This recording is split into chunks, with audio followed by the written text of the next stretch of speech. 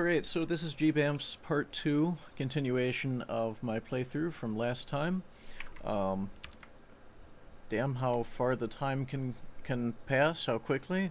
It's been like a year. And, yeah, it's about time that I play this to conclusion. So, I'm gonna go ahead and, yeah, alright, that works. I'm just gonna go ahead and share this and get my group in the chat.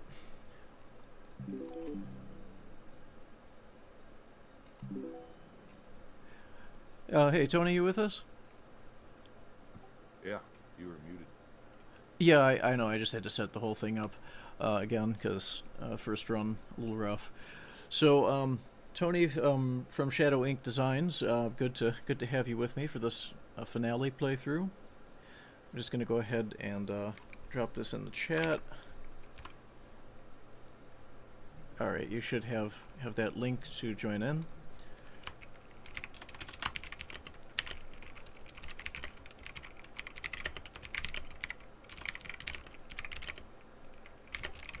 I will go post it in GGA. Okay, much appreciated. Thank you.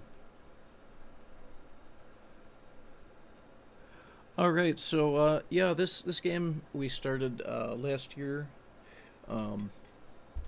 December actually, so not that long ago.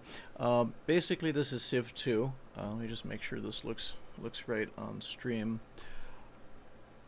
Yeah, so this is CIV II in the original Windows 3.11 format, and basically we got pretty far in the game.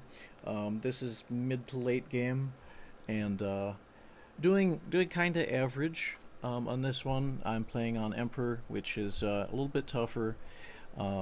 Basically, if you don't manage your settings, there's a little bit of micromanagement involved. You can definitely slide even with a solid strategy. So that's kind of where we're at with this one now, and I'm just going to kind of go right back into it. Quick review. Let me put this up right. Whoa.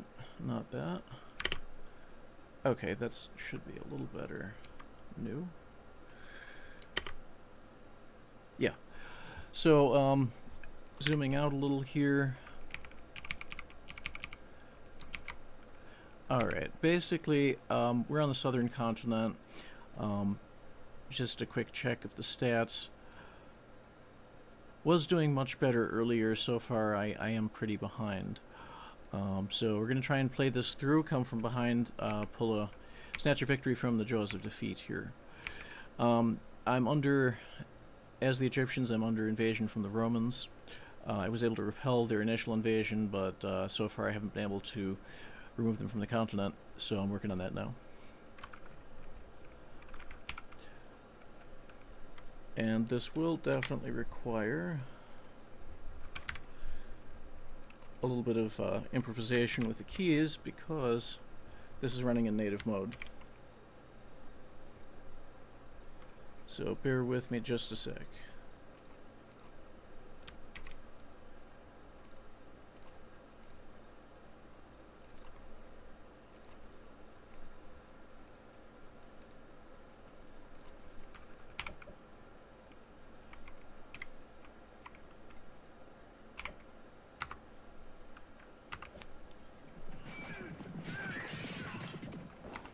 This is going to be a short.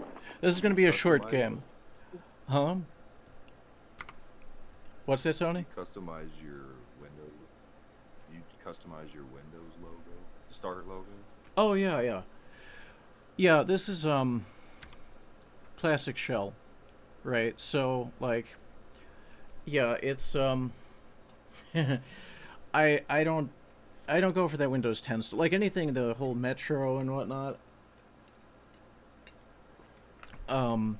Not visually appealing, and it was impossible to navigate, like nothing I want to deal with.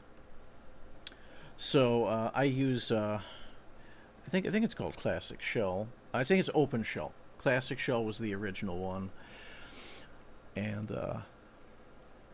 yeah, bad news in the game though. The Greeks just launched a surprise raid and captured my capital. Not a good situation. So this is the problem when you get into mid to late game, and if you let some of the settings go without careful management, especially on king and up, definitely get in a hairy situation with this. But yeah, I don't care for the modern Windows interface. Too much bloat. Not enough functionality. I mean, it's just a mess. So how are my levels? And this, you can see the screen, okay? Yeah. Okay. Yeah, this game is not looking too good though. Probably should have warmed up on this one, but this is already kind of going a little sideways. Let me change this. And I did see somebody else actually play they have the soundtrack playing, and I guess I can't do this on this because that would require the CD to be loaded, which I'm not really going to do through the DOSBox. But it has an outstanding soundtrack. You ever play this game?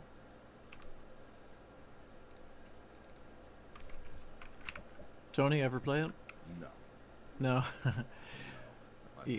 I own Civ 3, and I really do want to play it because 3 looks really appealing to me.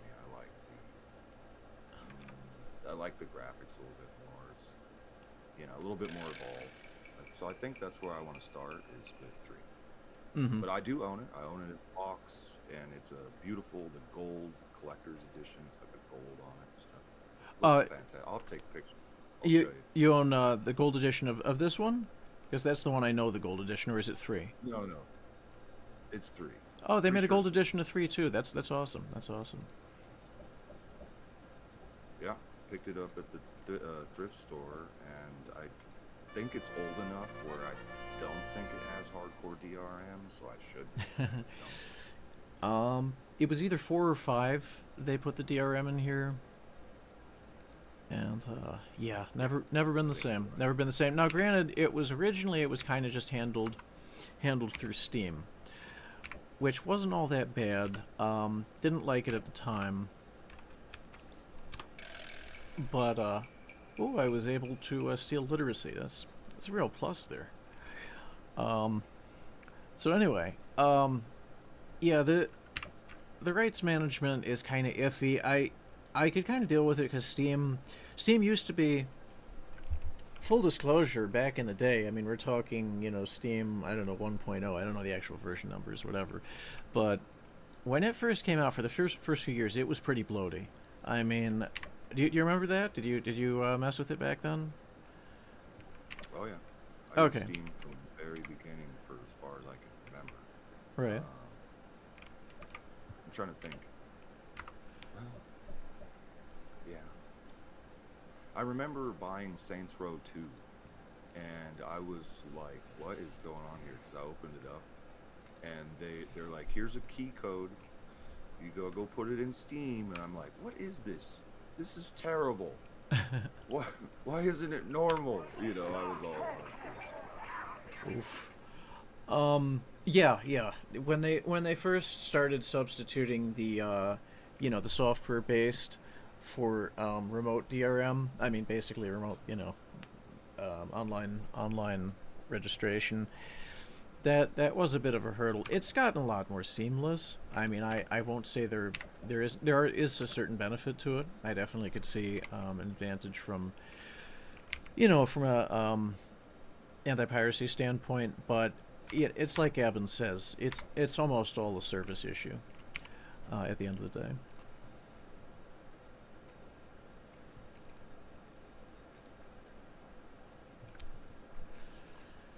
All right, so I got 2 invasions coming, and the chances are I'm gonna. The end game is looking more like it might be a draw at best, but we're gonna go with it. I do believe in finishing games, and see where it goes. The AI is notoriously not very good, It doesn't mean it doesn't have certain advantages. It has very good cheats. But that's kind of about it at this point. By the time they got to 4, 3 actually had a pretty, I want to say formidable, it was like a fairly formidable AI. And that was where it started to get a little bit more advanced. But 5 is really where you get to see some action on it. Still though, I mean, without mods, like, you have to get specific civilizations, like for them to be any good at naval warfare. Just for example, I think the Greeks are pretty good at that. The Phoenicians pretty good about that. Yeah, so I mean, there's a whole lot of room for AI improvement in strat games, and Civ is kind of a font of that. Oh, I know. Yeah, you know what I mean. The AI in RTSs is it's a pretty serious thing. Someday I would like to take a whack at it and see if I can't code the whole AI system and stuff, and get that pathfinding and everything going real good. Definitely. It is. I mean, it's got to be a challenge. I know it is for historical coders. Um, It is. It is very much a serious kind of code, system. so let It's me. not like what I'm doing, for example, right? Like what I'm doing is, it's you don't have to worry about as much. Um, Even though we're going to have siege eventually. Right now there is a build mode in our game. You can full blown build a castle and walls and a tower, corner towers and buildings, blacksmith, inn, alchemist, stuff like that. And eventually you'll be able to put down village homes, and then I'm going to have NPCs come out of them. And then that's where I have to put a little bit of an RTS element of it, so I can have the NPCs actually walk around. Well, they're going to need pathfinding, is what I'm saying. So I am learning some RTS elements as I do what we're doing with Present Hall. So it's interesting. I'm crazy. I should have never built a game with 4 characters and then let's put a build mode in it and then let's do siege. Well, that was if I take that away, then the game's story will just fall apart. So the story and the build mode, they're all tied together. So it's kind of cool. But it's been a lot of work.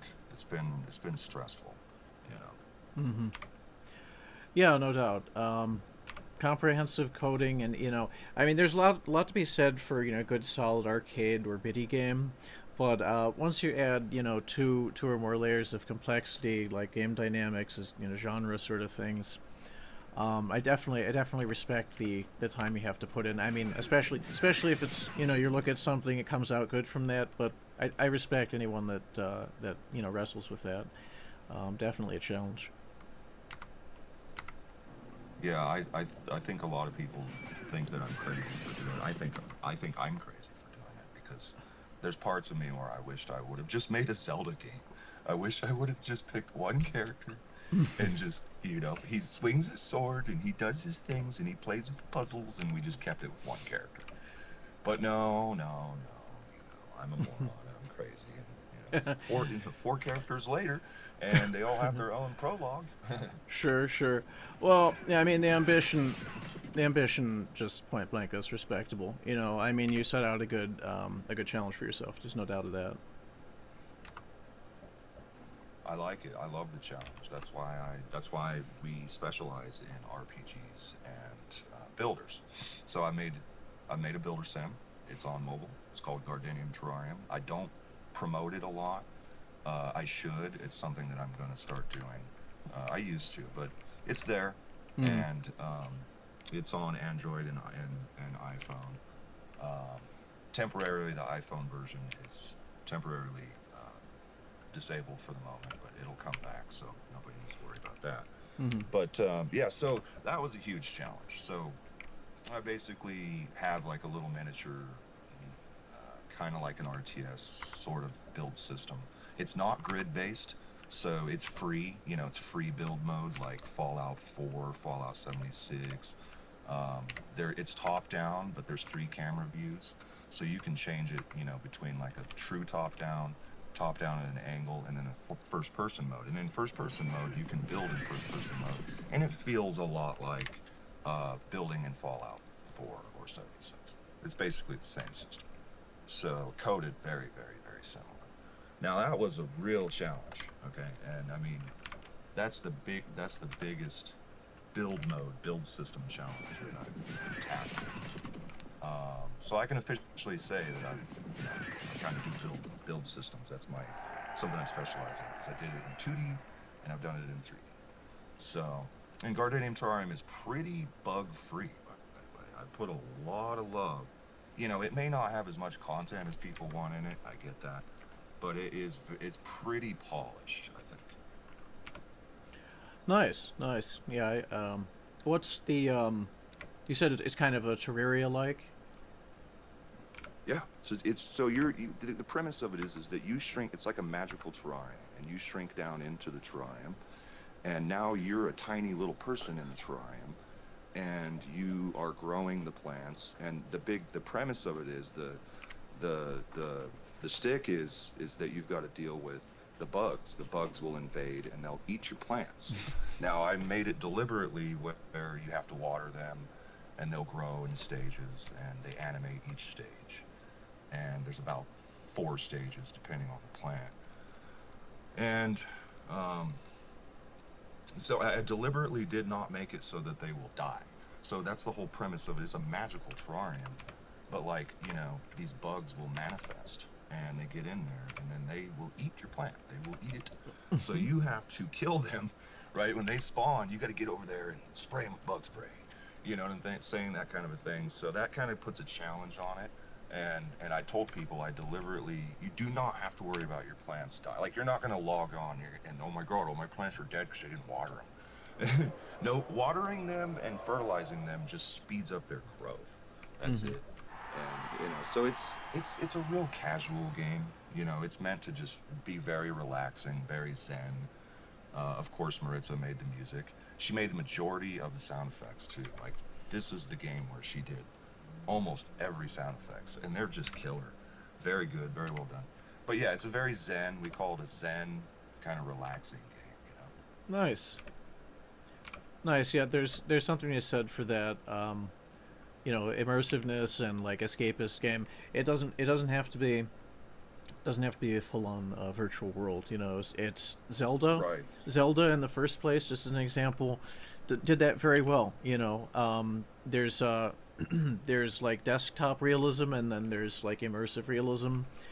Tabletop realism is a darn fine game if you do it right. Oh yeah, and I'll admit, when I first set out to make it, I was inspired by my grandma, who passed this year, or last year, sorry, in July. And my she was condolences. she was getting into terrariums, right? And her and my mom and Betty, our landlord, who's also our friend, and my wife, and we were all just getting into it. We were building terrariums at my grandma's place. She spent all this money on terrarium stuff. It was just so fun. It was so cool. We bought real succulents, everything. We did themes. I have all of them on a shelf. So I literally have a bookshelf that is just terrariums. I mean, it'll blow your mind. It needs cleaned up a little bit before I take pictures of it. But so that was the inspiration, and it was literally inspiration from the real world. And I started studying each species and trying to understand what one, some take certain things and some take other things. Some are really hard to keep alive. Some are easier to keep alive. And I wanted to make it more of an educational game. Like, okay, you can play this and it's fun, but you're going to learn about each type. And yeah, I ended up leaning more into the entertainment, kind of casual, doesn't have to be super hardcore realistic. Because when you get into succulents, man, it gets pretty complicated. There's a lot of, you can make it very educational, I guess is what I'm saying. And you can take it really far. Yeah, we are talking in real life plants here, yes? Yeah. Yeah. I Yeah, mean, yeah, I'm a fan of those myself. Succulents, they're generally lower maintenance, but they're not. They don't just grow on their own, right? So I keep a few of my own on that. I have some snake plants and stuff like that. So yeah, with care they really go far. they're a lot of fun, you know, and I think that was another reason why I made that game too, was like a way of encouraging people to get into terrariums and succulents, because it's fun. It's a lot of fun. They, you know, again, they are. It is a pain in the butt. Like, a lot of people struggle with them and stuff. But lithops are really cool. I want to get lithops next, and they're called the living stone, and they come in all kinds of colors and exotic colors. And so if you have a ton of them in one pot or one terrarium, it looks like some alien planet, you know, because of the way they look and their patterns and everything is very fractal and Mm-hmm. whatnot. So, yeah, and they're called the living stone because they literally look like colorful stones, but they're not, right? They're plants. So those are cool. Yeah, that definitely sounds neat. Yeah, I love plants. A big fan of them. Admittedly, I've never had any lithops, but they take forever to bloom. But when they do finally crack open, Maritza calls them the butt plant. She's like, that looks like a butt when I was modeling it. I'm like, well, yeah. And I animated it too, you know, because it's like you can make it look like a moving butt. But I was like, well, yeah, because that's when it starts to split. And then the stem will come out and it'll grow a beautiful flower. But that's when they're usually at the end of their life cycle. But I hear that lithops can keep on going and going. So I got to keep looking into that. But yeah, I do a lot of research. I had to do a lot of research, right, to be Mm-hmm. able to make that kind of a game, you know. So it was a huge learning experience for me. Yeah, definitely. Definitely sounds like it can be educational. I mean, In went to, its own way, yeah, it is for sure.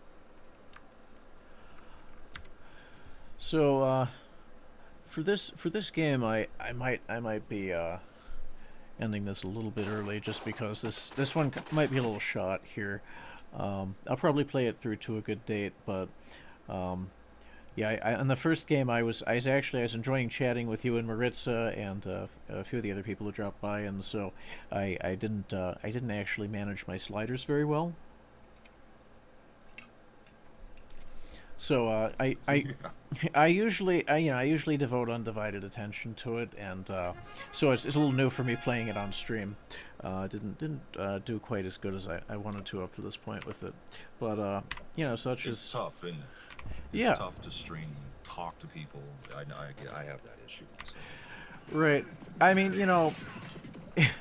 I've worked at call centers, places like that, and it's one thing if you're juggling with just figures or something, knowing quantities and you're looking things up. It's a whole other when you're playing a whole game, and you want to play it the way you want it.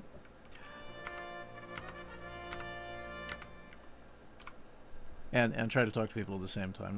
Not the easiest. Also, I was doing kind of hybrid voice and text chat. I think I'm gonna try to stick to voice more. I might have like a chat pop out and whatever in the future, but this is probably a little easier. So gonna find a way to make that a little bit more possible.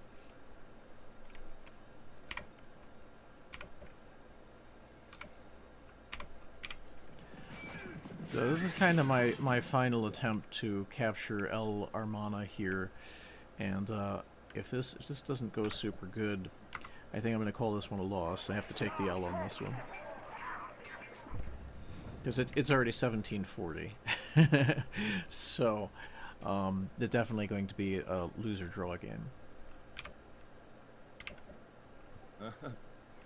Well, I'm a noob, so I don't know if you're winning or losing personally. I'm learning, you Yeah, I am a better player at the multiplayer gold edition, like the last edition. Um, that's that does have some improved mechanics and stuff. A little easier to use. Keyboard shortcuts are better. Just basic stuff. Um, but that really wasn't it here. I just needed to pay a little closer attention to the game. I probably would have done a little better. Also, playing Emperor off the bat after I haven't played it for a bit. A little rough, a little rough.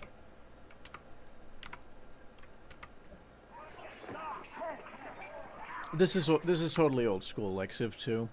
Not a game where you're dealing with a lot of sophisticated AI. I mean, that's not to knock it.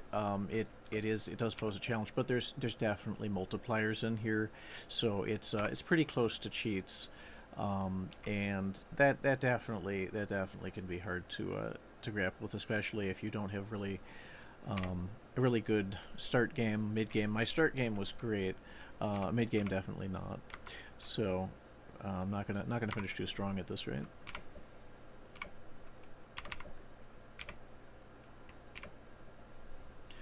I think what I'll do is strategy of overwhelming force here if I can muster it. Yeah, I'm just gonna send all my units in the area.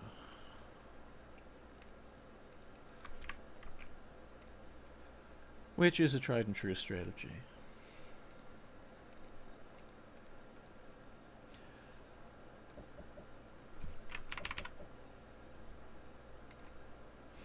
So, what other games you like to play? Like, what are your genres? Still here, Tony? Yeah, I'm here. Sorry. I was looking something up because Mm-hmm. it's actually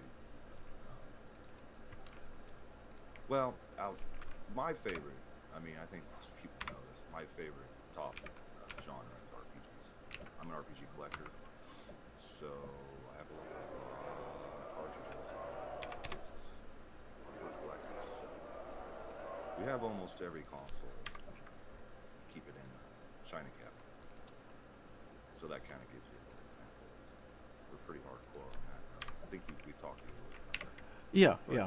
So my main is RPGs, but when it comes to shooters, I really love the Tom Clancy games. I love tactical shooters. I like more realistic shooters. I'm really burnt out on Battlefield, Call of Duty. I never was Call of Duty, but we used to play Battlefield. Planet 2, that was fun. Yeah, understood, I'm not understood. into the competitive. Yeah, you know, the competitive shooter thing is just I can't stand. Right, right. Yeah, I mean And then of course survivals, right? Survival builders. yeah, absolutely. Which ones like off the top of your head, which ones are some of the better ones like survival you like? Well, we obviously play Minecraft every now and again because Minecraft. But outside of that, definitely, we used to play Ark like hardcore. We were like an Ark for sure for quite a bit there years ago. But so Ark was fun. It was fun, but it's not for everybody. Not everybody wants to do the dinosaur thing, whatever, the Turok thing as I call it. Right, absolutely. Right. So that was good. I mean, but there's games like Space Sim games like Empyrean that are very underrated. I try to promote them. Made by like a team of 6, Mm-hmm. and they made like a Space Engineers clone, but it has more content than Space Engineers. So we played Space Engineers together. We had a blast. Empyrean, we still play Empyrean. I encourage people to get Empyrean. It's a very good game, and it's only $25. So you don't break the bank. You know, if you got to get 2 copies, one for your friend or your spouse, or whatever, it's cheap. You know, so I always recommend Empyrean. Like every chance I get. I'm like their biggest fan, I guess. I Right. streamed it on Rumble. Right, I streamed it on Rumble like 2 or 3 times. Yeah, Imperium I've heard good things on. So if you noticed, I went back here. I'm gonna say that was a loss. The game that I was playing, and tried and true in the Civ series is not save scumming. I'm gonna say that is a tactic. It's not one I favor.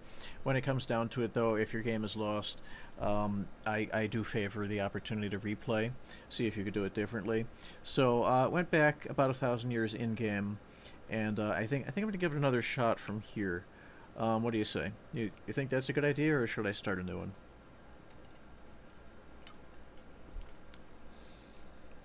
Well, do you have a chance from here? Yeah, yeah, I actually I should. 1,000 years is maybe a quarter to 2/3 of the game, depending on the Civ game. This is a little closer to half, so I mean, if I can't do it here tonight, I wasn't going to be able to do it with this game. So yeah, should be doable.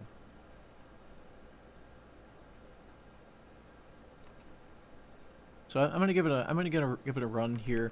My biggest issue, I actually identified this earlier when I was playing it the first time around, is I was delaying upgrading my government. Right, early thing you should do, basically in every Civ game, just throwing out a little bit of a pro tip, is get rid of despotism as soon as possible. Terrible form of government. Very good for building rapid settlers and militias, but gonna absolutely screw you for everything else. So that's what I'm doing immediately this turn, year 560 in game. Overthrow the Egyptian. Yeah, the despotism. That's your default government. So if you don't do anything, I mean, you'll get advances right over time if you're not playing. I mean, if you're actually playing the game and winning it at all, you will of course get various advances, some of which will be governmental upgrade opportunities. Like monarchy is the first one. I think it's inevitable in the tech tree. I think monarchy is like the first step up, and you wind up with 6 or 7 different. This is kind of a funny message. Do you want a revolution to overthrow the Egyptian anarchy? So technically, although it's not like a government, I mean that not really. It is a transitional or temporary form of government in game, and this wouldn't do anything because if you overthrow an anarchy, you get an anarchy. But that's kind of a funny message. I was just seeing if I had already done that successfully, and yeah, so I have monarchy here. That'll come up as an option pretty soon, and that's a vastly better, by almost every measure. It's a vastly better form of government, and I'm already kind of behind in this one. Like, I already delayed it too long. I probably should have been at monarchy by year 100, 200 something, give or take, especially at lower difficulty levels. But yeah, this is already starting to get on the back foot here. I'm going to see what I could do with it, though.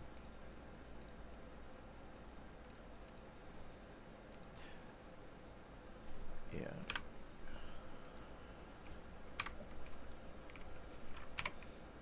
But it's a very strong start to the game.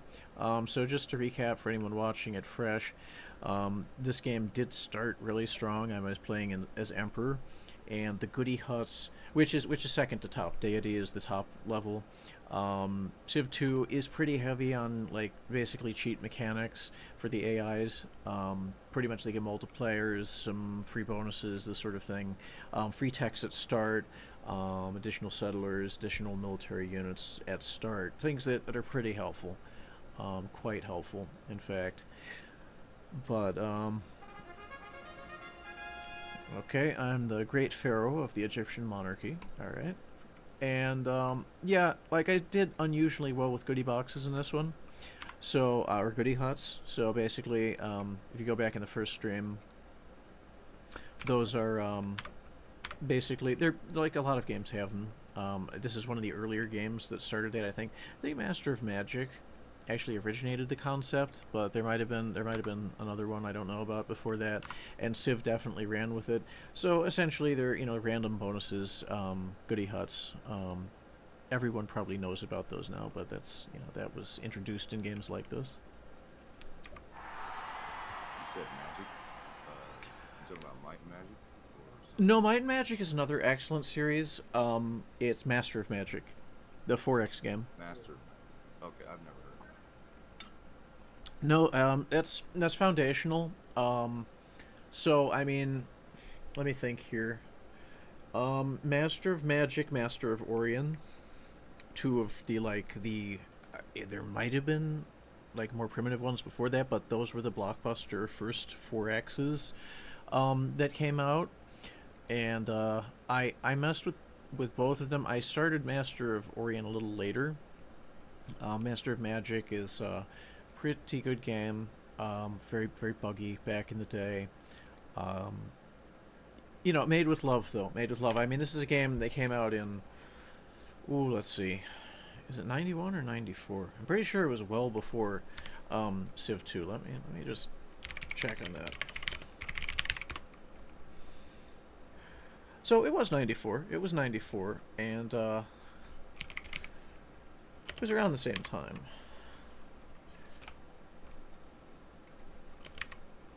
Oh, that's right. That's not gonna. Oh, okay. I'm not gonna be able to actually look Yeah. at that. Speaking of Might and Magic, I bought pretty much all of the classic ones on GOG,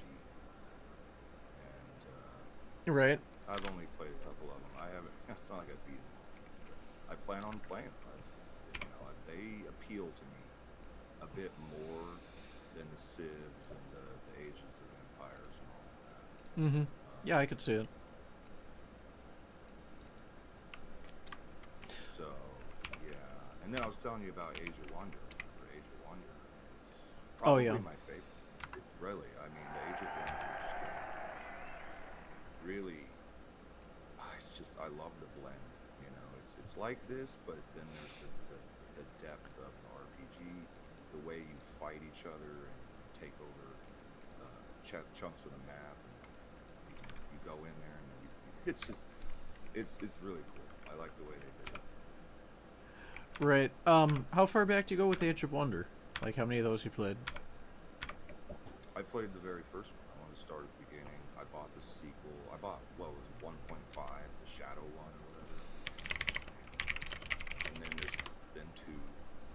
So I got those 3. Okay. For now. Yeah. I'm not Okay. ready to play the new one. I know the new one is super sick and it's sci-fi. Yeah. I heard I'm about not that ready. too. I've heard great things about it. Is it Age of Wonder 4 now? Is that right? Something like, I think so, yeah. Okay. It's splendid. It's absolutely breathtaking. Right. Right. I do believe that was inspired by Master Magic. It's a little bit different. The mechanics are different. I haven't actually got into that, so that's one I definitely like to check out at some point.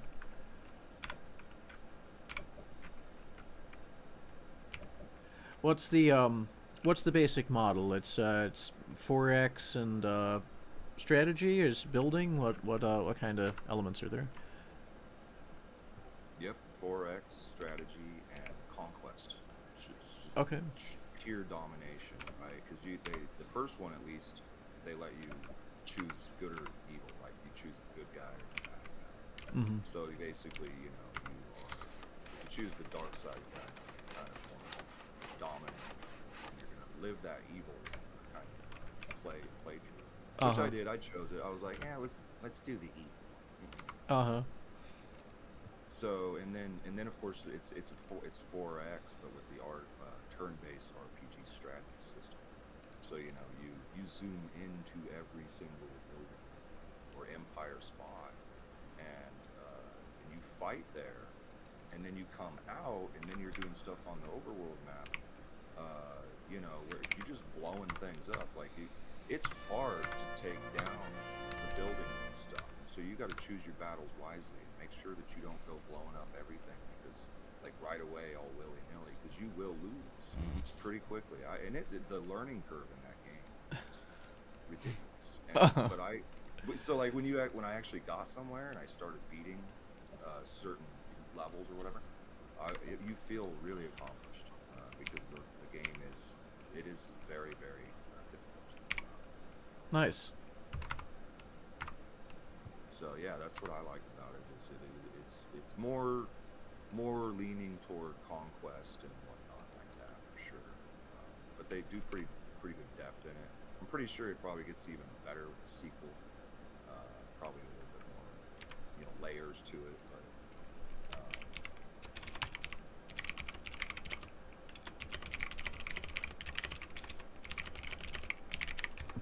I used to be. When it comes to RTSs, I used to always play Command and So Oh, for real? that's Great. right. Yeah, We did that's talk my about that a little bit. That's awesome. that's my jam. I could still play Command and Conquer right now. It's like I got the PlayStation version. I'll actually play that. I know it's terrible. Right, right. Oh, hey Ken, Hey, what's up? Can you hear me? yeah, I hear you. Hey, so yeah, you're live on the stream. What's good? Nothing much, just relaxing. All right, all right. So yeah, if you tune in on the stream, you could watch it. I don't know if you see it right now. I don't. Okay. Is it on Twitch? Is it on Twitch? No, I was looking at Twitch. It's on YouTube. It's links in the main chat on the server. So me, Oh, on YouTube. Okay. yeah, I know it's maybe not the top thing. I'm looking at Twitch also. So me and Tony were just talking about Might and Magic, was it? Mm-hmm. Okay. Might and Magic and Yeah. Age of Wonders. Age of Wonders is the newest one. Different series, but yeah, Age of Wonders, which sounds pretty good from everything I have heard on it. Is worth getting. I'm telling you. I think you would have a blast. It's yeah, and you want that hardcore challenge. You couldn't choose a better game. Mm-hmm. I don't like easy games, right? I'm like Elon. I like hard. I like hard. Right, right. Yeah, no, definitely. If a game doesn't provide a challenge, I mean, it kind of wastes your time a little bit. You know, at least a chess level. You know, nobody says you have to get engrossed on a level of like Go or something, but you know, at least a chess level challenge I think is worth spending the time Age on. of Wonders 4? Is that what it's called? That's the latest That's the one, new yeah. Yep, that's the new one. They went sci-fi on that one, which is pretty cool. And that's the base game is sci-fi. That's not like a style or a mod or anything. That's the game. Oh yeah, yep. They ditched the whole ancient world thing, and Oh. went just full feature. And it's Came out 2 years ago. Mm-hmm. Yeah, it's pretty recent. It's pretty recent, but Ken, you have any experience with 4X strategy? What are your genres?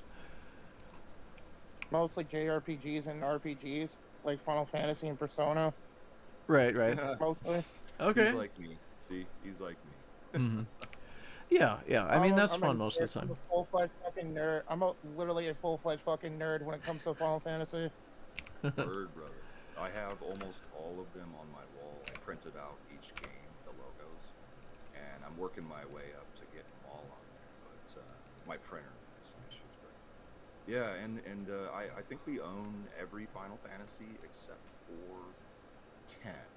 Or sorry, 11. Sorry, 11 because I never got into the MMO. Mm-hmm. I do have 14 on PS3, which is discontinued now. So, but I can say I have actually for the physical copy. Final Fantasy 14 on a PS3. I'd never heard of that before. The fuck?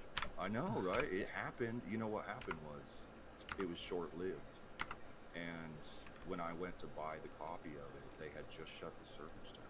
So I was like, Oof. no. Right. But I kept it. I never would have kept it, thought you they'd know. run a fucking 30 FPS console such as a PS3 to run Final Fantasy 14 online. That's wild. Right. It was watered down in comparison to PC. However, the PS3 apparently, yeah, it couldn't handle it very well, and I think that's why they shut it down.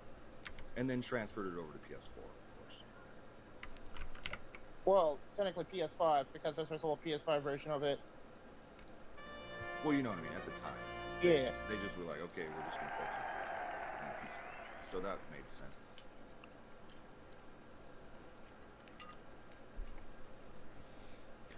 Yeah. I The hear you, dude. I love me some Final Fantasy. I need to go finish the first one. I'm trying to do the first one. right. Old school ones are best, I think, but I like some of the newer ones. I've beaten I got some of the Pixel remaster ones that I've beaten 4 through 6. Right now, currently, I'm doing OG Final Fantasy 7. Awesome. Nice, nice. That's what I told my wife. I said, look, you will not play the remake until you play the classic. Oh, She's right. like, okay. I put it in VC chat to show you all the Final Fantasy titles that I own. Yeah, yeah, definitely. Put it in the chat. There's a chat channel right for this, so.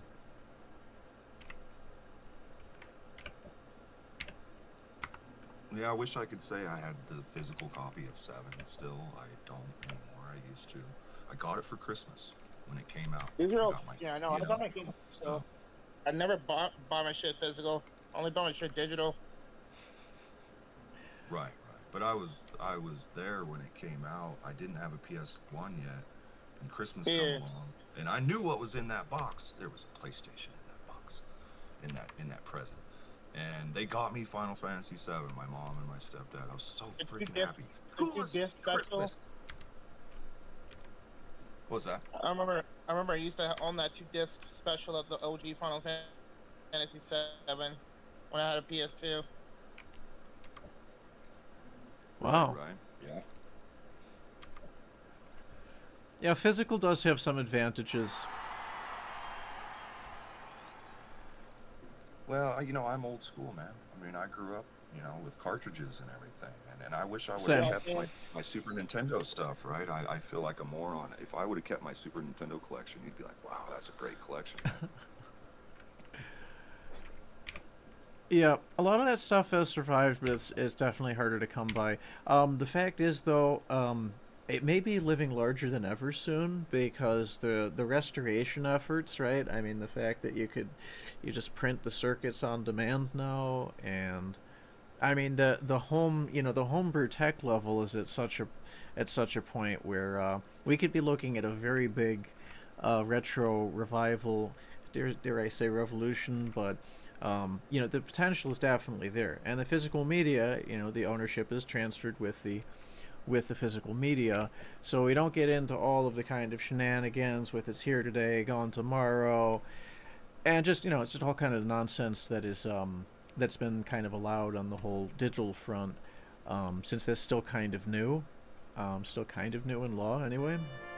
So I kind of look forward to some good stuff coming from the homebrew retro revival scene, and there's a tremendous amount already. I think that Long Island Retro Computing, I think that's one I would say offhand that I'm familiar with, and it just comes to mind. But there's dozens of others. I mean, the retro scene is bigger than ever. Okay, on that note, I got to tell you, Jeff, go next time you're in Grove of Darkness Discord, go check out the retro game section, and I keep track. I go out of my way to try to keep track of all of the developers, the actual retro developers who are making true retro, not retro style, but they're actually putting games on cartridges. Atari. Right? You know what I mean? Well, not Atari. Most of these guys are Game Boy guys. Game Boy Color, Game Boy... Game Boy Advance, all that good stuff. Game Boy Advance, yeah. Well, that was... Oh, I know, bro. It's cool. And these guys put in work, and you know what? There's actually money to be made there. You can make at least $20,000 on Kickstarter, easy, if you have a decent project going. So it's not a bad business to get into. The actual retro scene is coming back with a vengeance. I used to own I used to own a blue metallic Game Boy Advance SP, and I used to have almost all the fucking Pokemon Game Boy Advance games. I used to own Emerald. I used to own Ruby, Sapphire, Fire Red, Leaf Green. You name it, bro. Like, I used to fucking own all that shit. Nice. That's awesome. Yeah, they're all really expensive now, the OG carts. Admittedly, I bought repros. That's crazy. I did. All of my Pokemon games are repros except for like 3. I know, it's pathetic. I was the same way because I used to own some of the Final Fantasy cartridges too for Game Boy Advance. Nice. Yeah, I do. All of my Final Fantasies are legit on Game Boy Advance, so I'm happy about that. Fuck yeah. I was kind really cool. of happy when Pixel Remaster first came out on the console. I was like, oh shit, now I'm gonna relive my childhood. Right. Speaking of, they put Zombies Ate My Neighbors and the sequel, Ghoul Patrol, on Nintendo Switch. And Oh, I was heard just that. so tickled. I love it. Yeah. Yeah, Ghouls was a great game. Great game. I wasted too much time on Ghoul it. Patrol, right? The sequel Oh, Ghoul to Patrol. Zombies. I thought it was Ghosts and Ghouls. The SNES No, one. I know. Right, you're thinking of Ghosts and Ghouls, which is one of the hardest games of all time. It is. It was kicked my ass Yeah. every time. Every time. It's a good thing I didn't spend quarters on it. It's just spent endless hours. But yeah.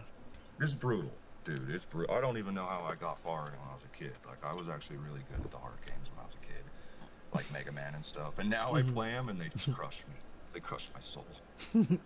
Mega Man, once you get the logic of it, it's a Twitch game. I mean, it's definitely a Twitch game, but it's not it's not Souls hard. It's up there though. It's hard arcade. It's our souls. Yeah, kind of. Ghosts and Goblins is it's right up there. Yeah. I was the same way when I was a kid with Metroid when I first time playing it. Okay. Yeah. No. Metroid. Yeah. Metroid has its own flavor. Takes time to get the hang of. Hey, Super Metroid is not that hard, though. I mean, really, it's not. It's got its challenging points in it, but if you find out the combos thing, which took me forever to learn about, but if you unlock or you figure out how to do the special powers that are in there, Right. that can help you along the way. But I don't think Super Metroid is that hard. I felt like Fusion was actually a little bit more challenging. I don't know. Yeah. I really haven't messed with it since Classic, so that's. Yeah. I have to get back to Metroid. You played Fusion on No. Game Boy Advance. No. Yeah. I haven't checked that out. I pretty much. That is a beauty. I'll tell you. Yeah, I pretty much after Game Boy I used like straight PC and I mean I have some regular consoles, but for the most part I've been a PC gamer, and the only way I got back into to portable is through I played a little Switch. I don't actually own one. I own one now, but I didn't own it when they came out, and it's the Steam Deck for me. That's because it's kind of like a portable PC, so you get the best of both worlds with that. I want one. I won't lie. I want to get one soon. Go for the OLED. I'm finally gonna get one. Yeah. Go for the OLED. They are just so beautiful, and the specs are really good. There's gonna be a whole lot more versatility, extensibility. They're going to be a lot more PC-like and console-like than they are going to be handheld, but you could easily pick it up and go and play it without anything else. So, I think there's a very very bright future for the Steam Deck. It's pretty successful. My friend one of my friends has one. My brother has one. So yeah. Yeah, we actually did put out an article on that. You check the site gbamfs.org. Have either of you read that one yet? Latest article? No. Okay. I've been busy. Yeah, that's fine. No. I've been meaning to. Don't worry. Yeah, I mean, I put it out there in the chat. And I mean, websites and reading, I mean, these days it's kind of like you do it because it's expected in some level. But, I pretty much get most of you, most everybody, I'm gonna get my information from videos and X and everything else. It's so much faster paced. It doesn't really cut it to start reading stuff unless you really got to read it from a diligent standpoint. But the stuff we put out I think is pretty solid, so I definitely recommend you check it out. It's on Steam Deck. Cool. No, that's awesome. Yeah. No, I still appreciate and find value in written form, journalism. And I went back and forth with one of our guys, Trent. He was all giving me shit. He's like, it's all about videos. If you want to do gaming news, dude, like you got to do videos. And I'm like, but I don't have time to do that and edit it. And, You know, I was like, I would rather just type it out. And I told him, I said, you know, the fun about writing an article, the good thing is it teaches you how to write, how to put proper punctuation, good grammar, and it's helped me become a much better writer. You know, so. Oh, definitely, definitely. Literacy, writing, it's a skill, it must be practiced to really be strong with it. And I'm pretty good with written, but it's not the favored format. And the other thing is, if you're gonna do a video, look, are you gonna go to the AIs to do your script, right? I mean, you're just kind of cobble it together at the last minute. You want to have solid writing skills to back up the whatever you're doing on video. That's straight up. You want the quality. It's a good skill to have. Yeah, that's why I appreciate you actually having, writers and real journalists and whatnot. I think that you should try to get see if you can talk Smash JT into, I don't know, just give him an account, give him access. I don't know, just bring as many people as you can in. Yeah, I'm looking at I'm definitely looking at expanding the crew that's collaborating, working on on the site actual publication side. I'm still looking also at the affiliate structure as far as I don't expect everyone to be GBAMFS branded, right? And we do need a solid segment of people that are actually signed up with us, so we can have that market leverage, do some of the things I've been talking about, purchasing club, and just represent through numbers that gamers we're not just consumers, that are certainly passively disinterested, in the sense that we're kind of indifferent whether a game is going to have certain things in it, certain things not. When it comes out, is it going to be as promised or not? Does it just have to uphold certain standards of quality? Is there actual support for the game? Is there customer service? All that kind of shit. And if it's just as it has been traditionally, which no longer really applies, because you have live service distribution. I'm going to monologue a little here. If you have live service distribution, which we do, and the relationship is assumed to be the same as it was back in the mail order and retail shelf days, the consumer is at a great disadvantage, right? Because in terms of information, we can offer it peer to peer, right, through review, but realistically, the clearinghouses for vetting the games, right, the major gaming press, that's been severely weakened or is absent right now, right? And the whole gamer culture that back that up, right? People that actually know what they're talking about, they play the games, they love what they're doing. All right, it's not that they're some kind of other major that just kind of found themselves shunted into the games journo scene, kind of if just FYI, if you find yourself in sports, you may just be the junior, right, in any news beat, right? That's kind of how it goes. Some of them, that's their whole life, right? I mean, Madden, right? He got a whole series named after him, including in games. But for most of them, it's kind of it's an afterthought, and gaming is pretty much the same damn thing. So you'll get a theater major that decides they want to be a journalist, and lo and behold, their assignment is games, and that's how sometimes we get what we've got, which is bullshit.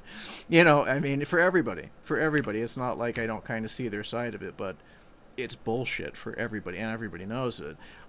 Nobody's happy with that outcome. So if they're not, if the capitalist and woo capitalism, all right, it gave us some of the greatest games of all time. If the capitalist model of vetting and distribution and all that is not really sufficing to inform the gaming public, the game consumer, then I propose, and GBAMFS is here to offer an alternative where the culture has to be self-sustaining, self-supporting, and we're just going to have to stand up for ourselves and do it ourselves. in order to get that handled, make sure that's consistently observed, right? That quality is adhered to, that there's some kind of standards, that it's not just a bunch of promotional bullshit that the companies are offering, and you have these these lackeys, right, who don't give a rip at all about gaming. Absolutely, like actually actively disdain, as we've seen gamers, just really just unacceptable for all the way around, right? And you mentioned Smash. I'm a fan of Smash. Full disclosure, he does some solid work. There can be criticisms. I mean, I've got to, in fair handedness, I've got to evaluate what is going on in the scene. It's kind of, again, being a little bit of an umpire is the GBAMFS role. Not like seeking to go out and start critiquing, but that is something that does need to be looked at. The whole thing with that so-called journalist, right, Alyssa, that's kind of worn. It's got a lot of exposure. It's been pretty overexposed as an issue, and I think it's better to kind of move away from that, get into the more fundamentals of gaming, and just vet things in a holistic sense, not focus on the personalities. Certainly, you know what I mean, that they kind of want us to focus on, like. Oh, I hear you. I know, and I think the reason that Grums and Smash obviously have to focus on it is because she's trying to sue him, and there's a lot of people who give Grums crap for saying, why are you bringing up Alyssa again? Can we just leave her alone? And then if they didn't know that Smash is being sued by her, and then they're like, oh, okay, well, all right, never mind. Okay, I get it. It's impossible. It's impossible to leave her alone at this point when she continues to harass people for no reason. It's really impossible. Yeah, I'm gonna disagree on that. I'm gonna disagree on that. I mean, it's certainly worth pointing out that it's happening, but if you let people like that suck all the oxygen out of the gaming discourse, it becomes a Jerry Springer special with a vaguely game theme. We don't need that. We don't need that. There is a tremendous amount of activity that can be discussed. We could be promoting games, discussing games. Every second of every breath of air devoted to one of these drama-seeking individuals that pass through the gaming space is a second lost to gamers enjoying and playing and sharing their passion for gaming. So I'm all about getting rid of that as much as possible, minimizing involvement with that to the greatest extent possible, and that's some of where Gamergate 1 fell down. And the other side was a little bit of infighting, but that's a deep rabbit hole, so I'll get into that another time.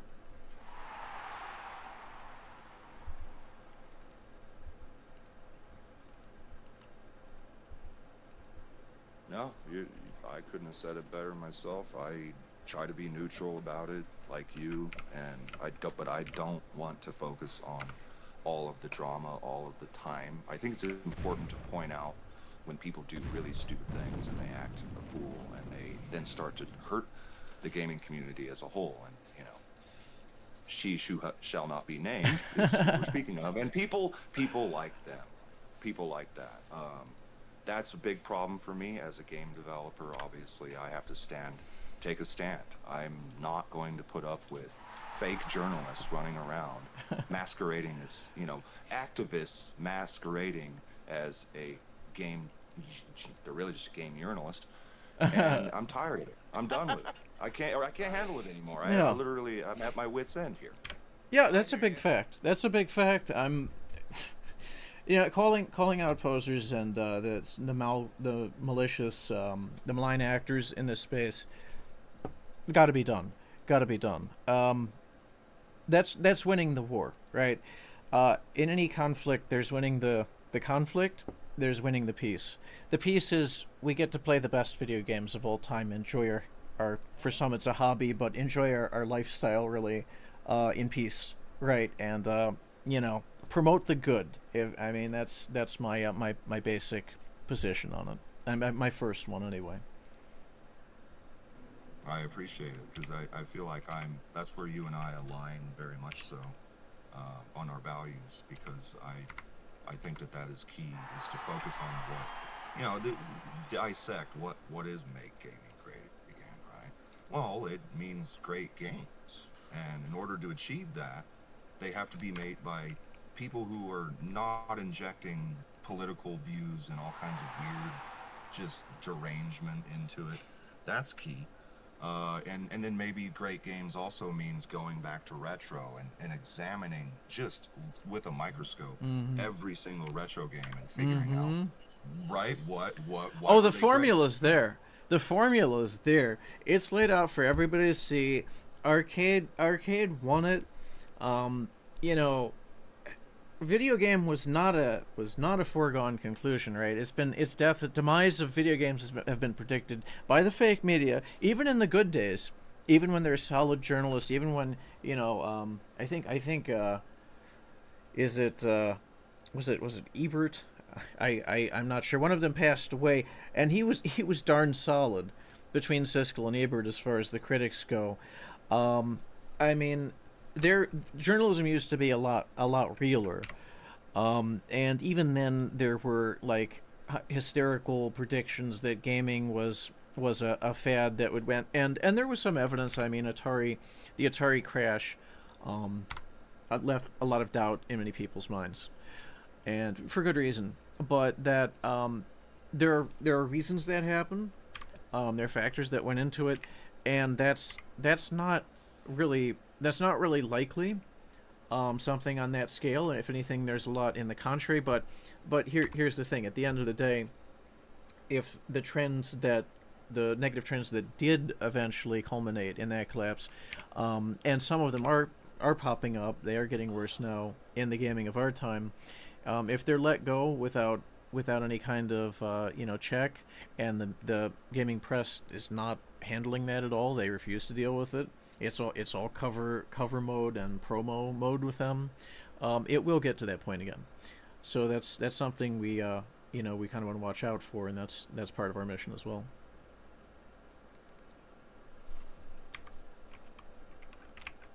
Indeed.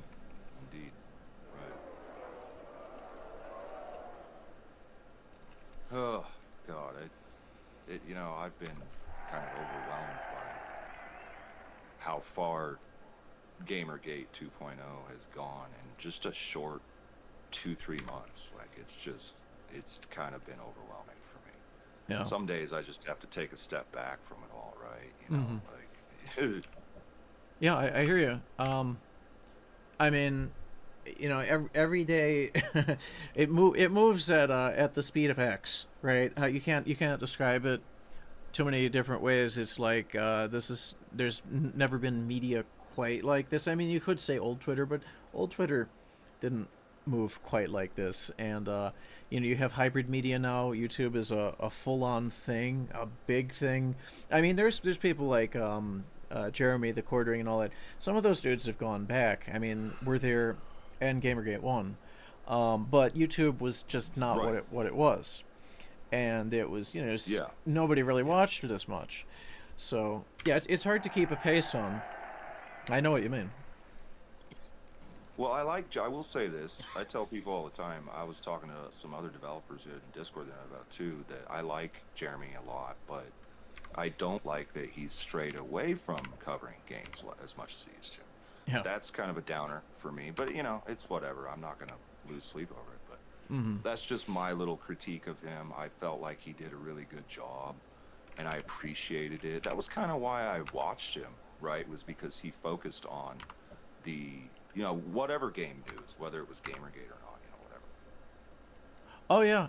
No, he's been pretty solid. He's a more of a. It's clear he's evolved, branched out. He's more of a general, YouTube based commentator, at this point. Yeah, I get it. Yeah, I'd get it. He's got to survive, and he's admitted it. He's like, I'm a grifter. And I was talking to some guys about that the other night. I was like, it's just funny. He admits that he's a grifter, at least. Freaking Duke said from the Game Jam group. That was so funny. Yeah, I mean, and if you want to break it down, I mean, So I don't know if you guys are watching the game too closely, but my key adjustment, because this is run in real mode. It's actually in Windows 3.1. I have to use kind of a keyboard hack to get the friggin' numpad to work, and it unfortunately it occasionally duplicates inputs. So my trireme, I just lost my trireme from a double input, and that's an epic fail. But where were we? Yeah, I mean, everybody on YouTube is there's it's an entertainment medium, right? It's not there's so far it's not regarded as as a strong information resource the same way that traditional media, which might as well be ignored. It basically is already, and for many people irrelevant. A certain age demographic that's amazingly they actually still watch it and believe it. But YouTube is a far greater information resource. It's just not really recognized as such. And I think Jeremy does a strong job of being kind of a general coverage reporter with maybe social interest and political bent. So he's pretty strong in that, but he's as far as his subject matter, it's whatever it's whatever's trending. So yeah, I respect his grind. I have never seen anyone show coffee as hard as that man. He does it with great poise, great finesse. I want to buy his coffee, and I never actually bought his coffee, but one of these days I'll probably buy one. But I know, right? He's such a good coffee salesman. You just made me laugh. yeah, like his segues are like famous. Like if every YouTuber sold their whatever there was their sponsor stuff, like if they were as smooth with it as he is, definitely big credit to him there. Like it actually fits with his content well. And so yeah, I would put him up a little higher than that. I'm saying he's not a grifter, but he's opportunistic, general subject reporter, right? So now does he put opinion in it? Yes. Does he say it's opinion? Yes. So there's a lot to admire there. But yeah, Gamergate, we need more. And Smash does a pretty solid job on this. There's a couple other, Hypnotic. I have some shout outs here. Like there's people that have been grinding on this as topics in pretty solid ways for a while, covering it, beat reporting on it. That I definitely want to acknowledge on that. We need. I think it definitely merits more dedicated coverage. But there's already a lot of Vera has been on it. I mean, side scrollers. So we have some really solid reporters in this space, and they don't get the credit they deserve, right? The so-called mainstream press. No, they don't. They treat them as pure entertainers or irrelevant, and that's just wrong. It's just straight up wrong. they're doing better work than they're doing the work that the so-called journalists should be doing. Unfortunately, they're shilling. I mean, it's appalling, and part of the reason that I favored drawing back some of the coverage on some of these bait people, frankly, is because that's kind of what it is, right? Like they're hung out there by the media, which is not doing their job of actually reporting, in order to draw fire for being hostile to their would be constituents, as far as readers and consumers of their content. It's pretty. I mean, it's pretty fucked up. I who would have thought that this is where it goes? Typically, reporters. I mean, you go back in the early 20th century. They're very hungry, right? I mean, they want to report something real. It's the contrary. It's the opposite of that now, and it does, it leads one to wonder what the hell is going on there.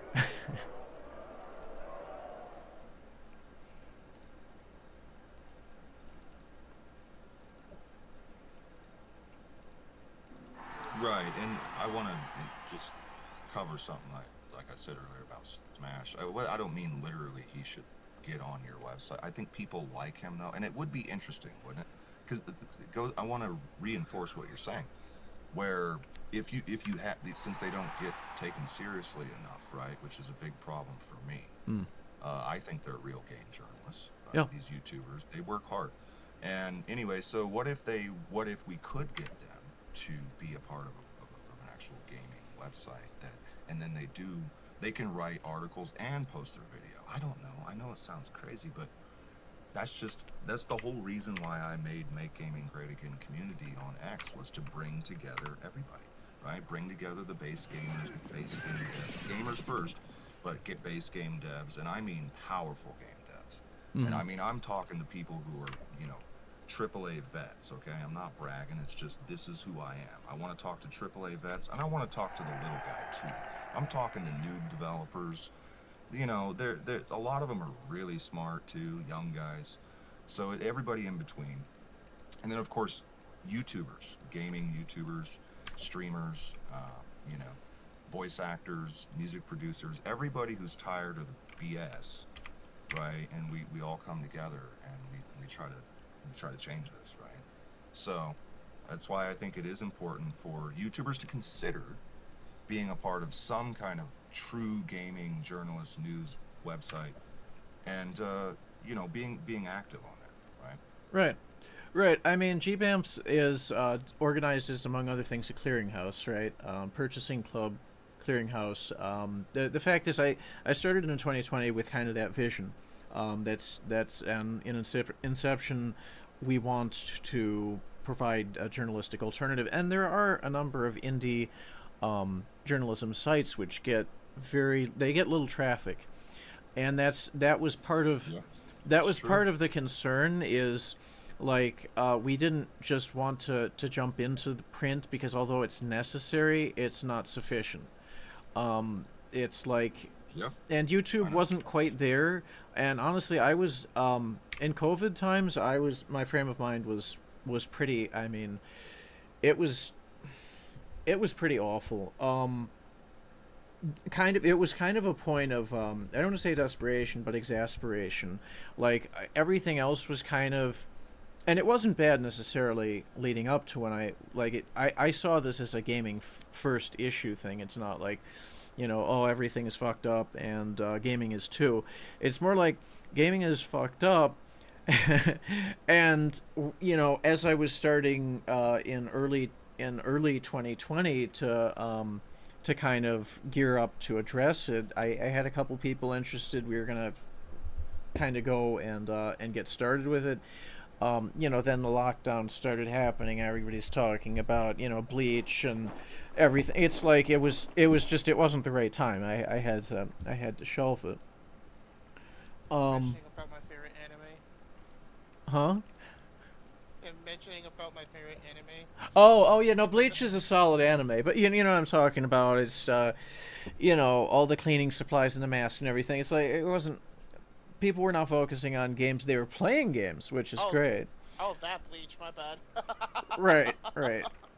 Yeah, the better Bleach. No, people were watching like a fuck ton of anime. They were playing a huge amount of games, and like, we made the point on Twitter at the time that gaming saves lives, because it does, and it was especially doing that, offering an alternative to in face to face, person to person gaming on wherever, right? You could play remotely. Definitely a huge boon to a bunch of things going on, and after that, really it was Cabrutus getting attacked that I said, I've waited long enough, and I did some things in the background. It's not like I took my eye off the ball completely, but it's just so obvious that the issues are so large culturally and market wise. It's not just one thing, that we have to come back and get organized. So GBAMFS has that mission, right? It is to bring people together. It is to put the best foot and face forward on the whole consumer opinion standpoint, from that standpoint, for the press and other interested parties, mostly again publishers, developers.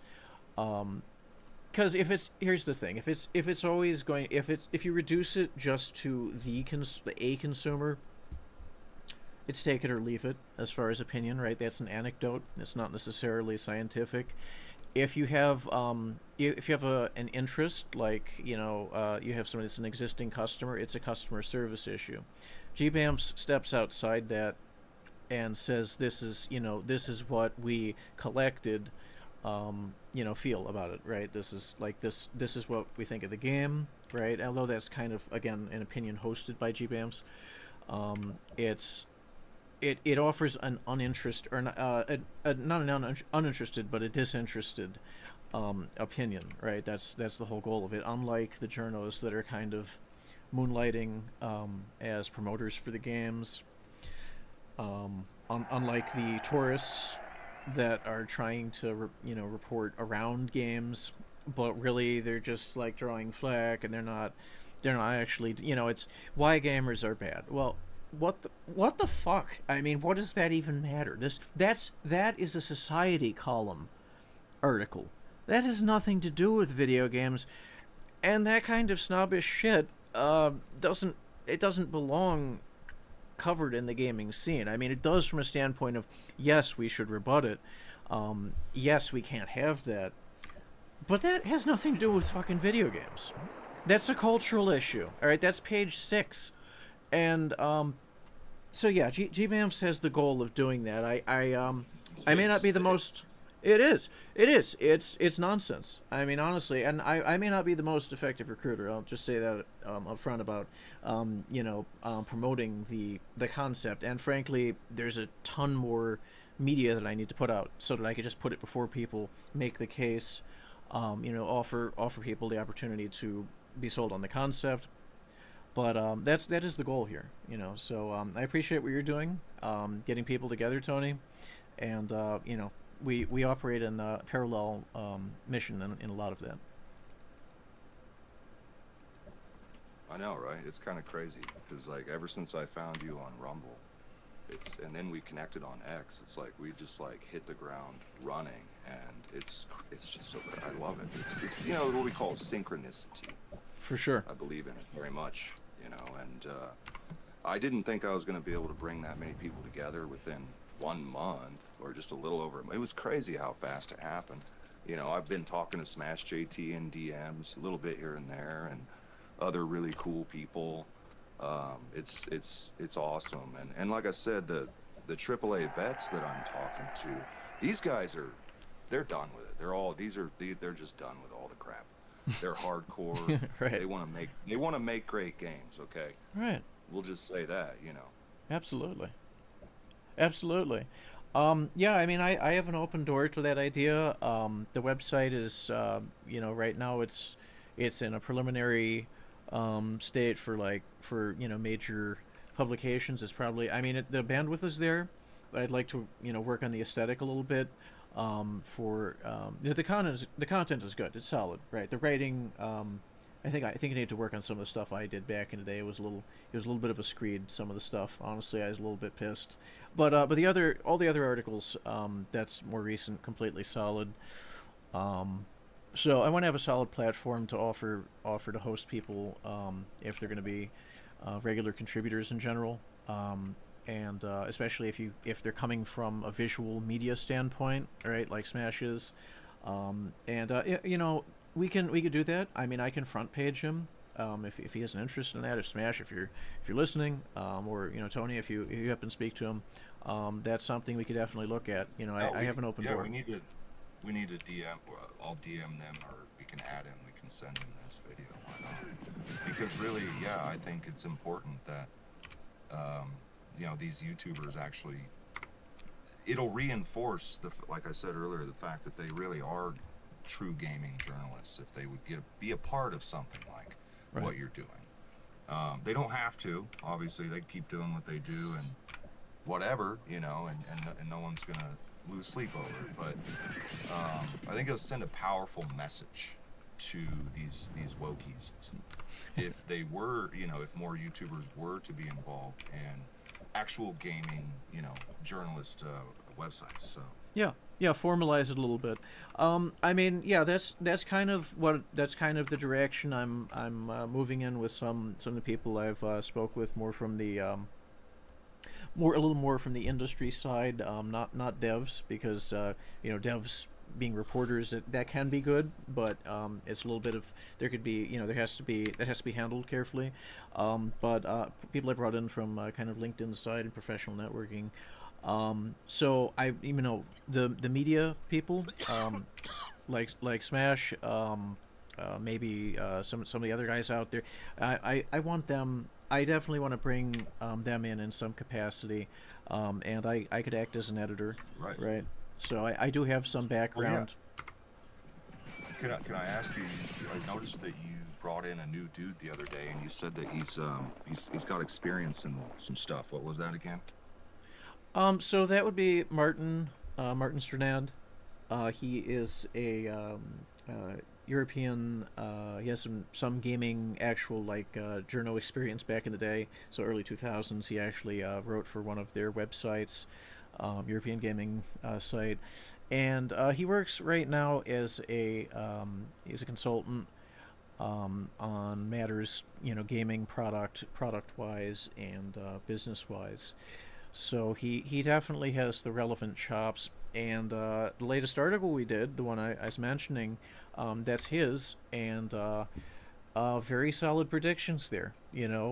Said it as well, certainly, or very much in I got to give him credit here, better research than I've been able to commit on it in the article on Steam Deck. So I'm very, very proud to have be able to host his work. Right. So he did the Steam Deck one. Right? Yeah, he did. That's okay. That's what I thought. You had to remind me. It's been a lot going on last couple weeks. No, it's no problem. Yeah.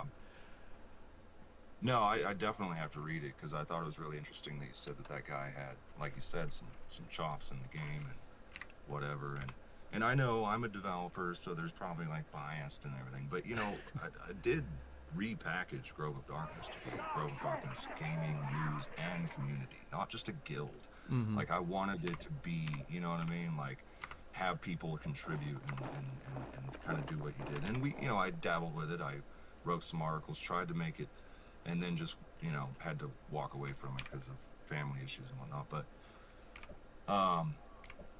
what I'm saying is I have experience and I love it. I think just me being just a tiny little part-time game journalist actually means something because I've been running a guild since 2005. Right? We've been around the block, right? I've played a lot of games with a lot of people, right? And yes. So I do really appreciate writing articles and doing reviews on games. That's something that I want to do more, Mm-hmm. Mm-hmm. I mean, the passion is, prerequisite, right? If you're not about gaming to begin with, literally, what are you doing in that space? So from that standpoint, it's pretty basic. As long as you're not covering anything that you're have any kind of interest in, in principle, it's good. If you're, and we're referring to particular interests, either financial or connection to someone involved, something like that. That could be disclosed. You could still cover it. That's still good journalism. What I'm saying is, I think that you should branch out and have game development stuff. You should have people who understand development on your website talking about the different engines. What I want to do, right? My plan. I already gave you a little taste of it. This I'm willing to say publicly. There's some things I will only talk about with you privately, but the game engine thing, it's important, right? So the number 1 game engine is Unreal. Number 2 is Unity. Sure. Number 3 is probably Redo now. Redo / Godot. Mm-hmm. And then number 4 would be Game Maker Studio. And then number 5 would be probably GDevelop. And then number 6 would be 5 or 6 interchangeable RPG Maker. And I know I'm beating up on RPG Maker because, well, most people don't like games made with RPG Maker, okay? But, I happen to, but yeah, it may not be the greatest, but for what it does, it's really good. I've played some, but yeah, you have the relevant expertise, so It's fun. Yeah, no, and I've used RPG Maker, so I'm not knocking people who use it. If you can mold it and shape it to what you need for your game, it can be a really good engine, but you don't want to make it your game coming out feeling like a generic, typical RPG Maker game, right? So, yeah, and I understand the differences between these game engines. And in fact, I'm going to have all of them on my computer very soon.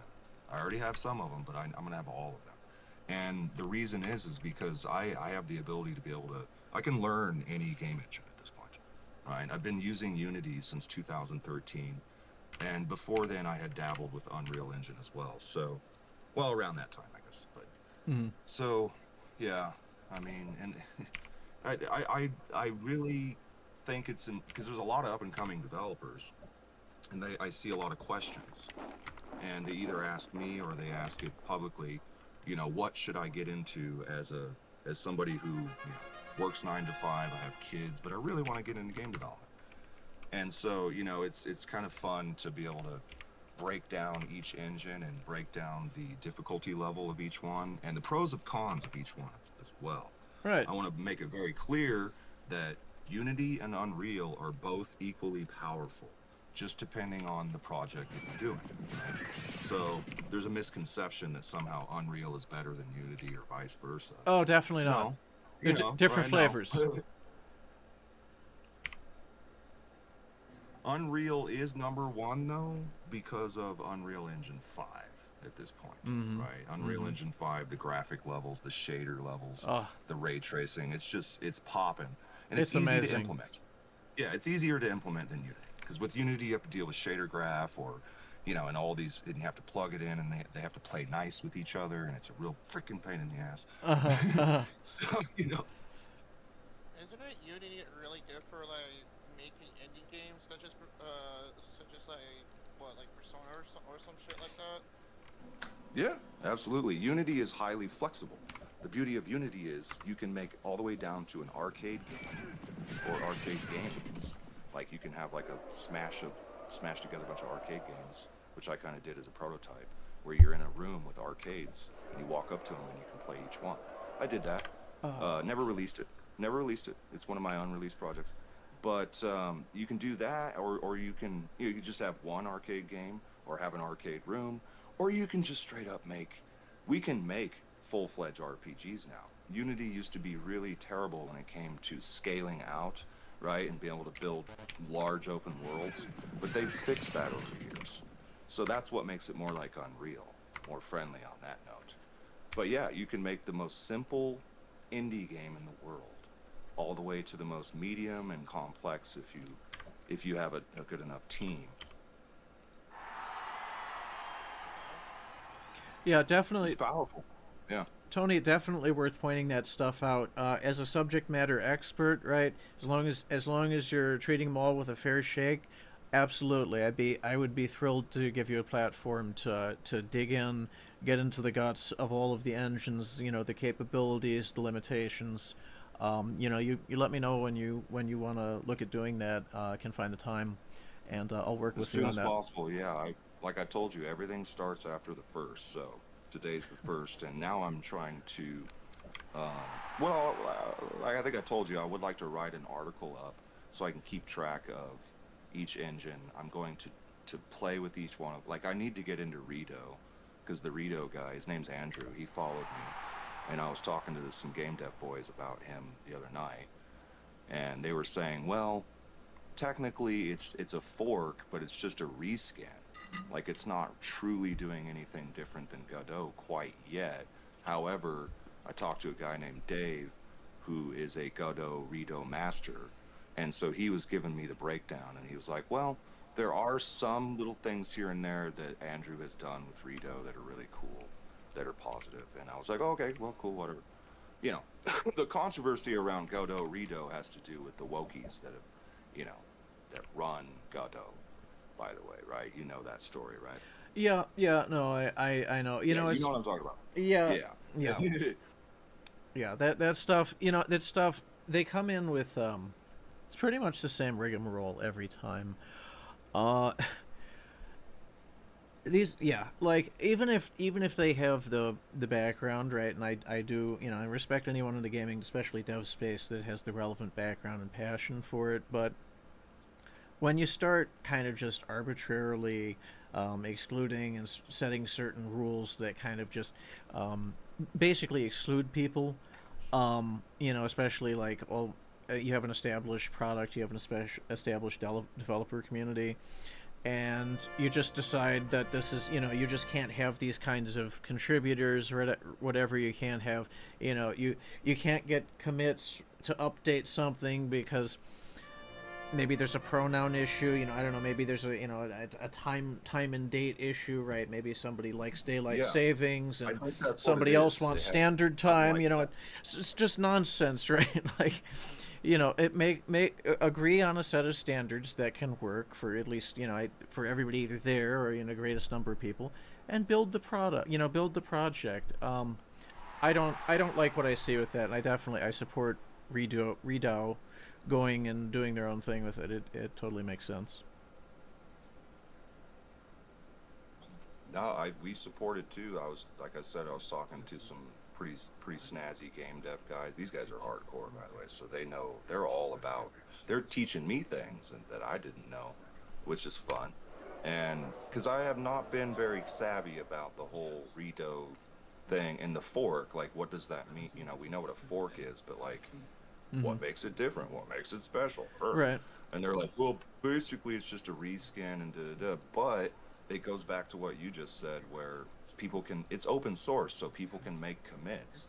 That means that the developers that are working on it, you can't go to their social media and be like, oh, I don't like what they're posting, so therefore I'm not going to allow them to be a part of it, right? That's kind of where we're at with it, right?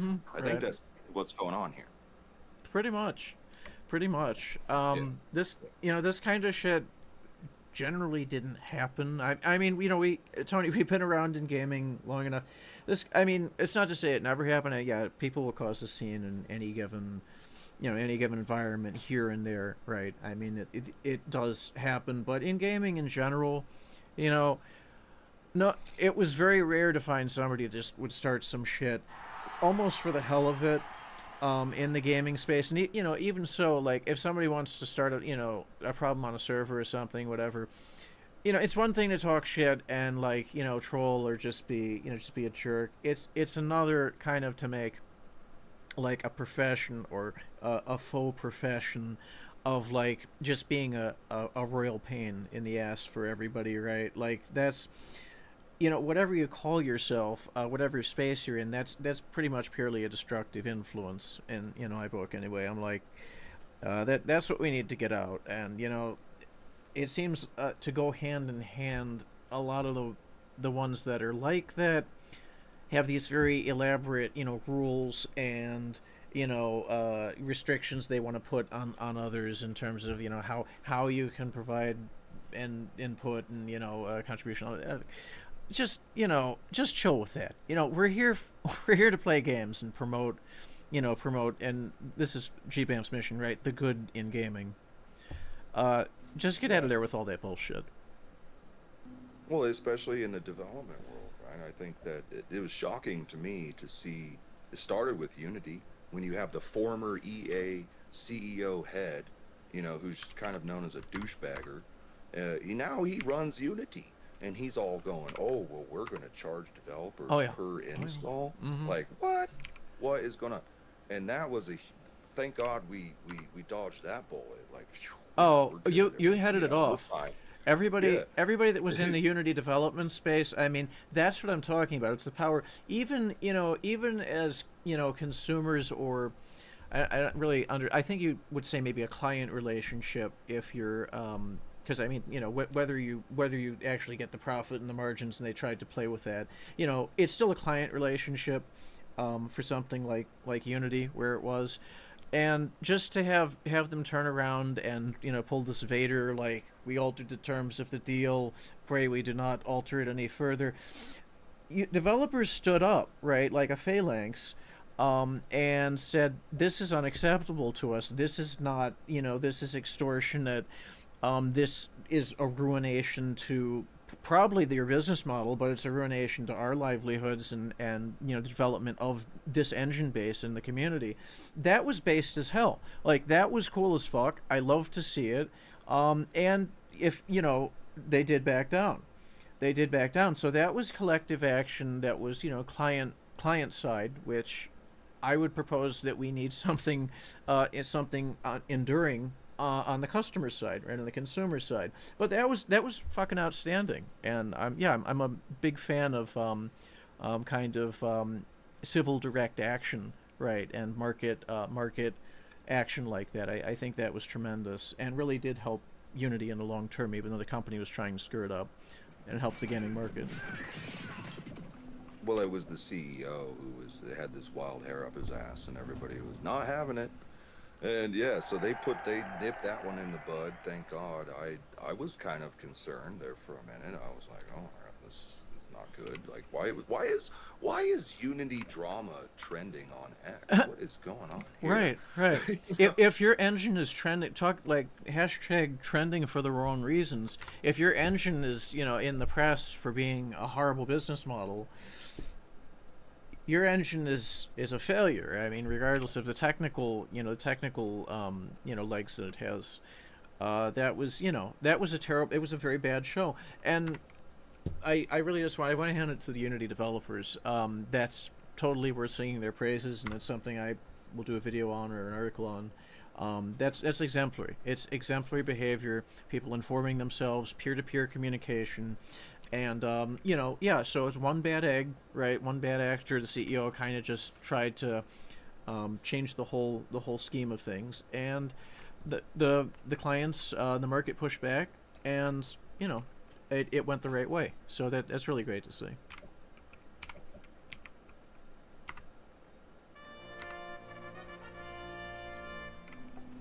Yeah.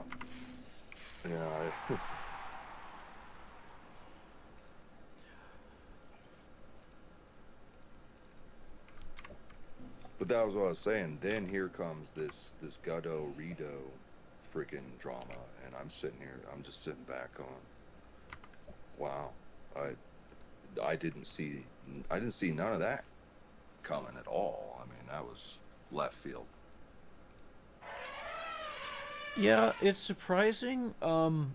For like an indie project or something, it's basically not very much commercial that it happens, but not too much. I mean, I'm from the tech space, IT and IT related fields, and you know I've been witnessing a fair amount of stuff like that. I mean, Mozilla's founder or CEO, I don't know if he actually founded it.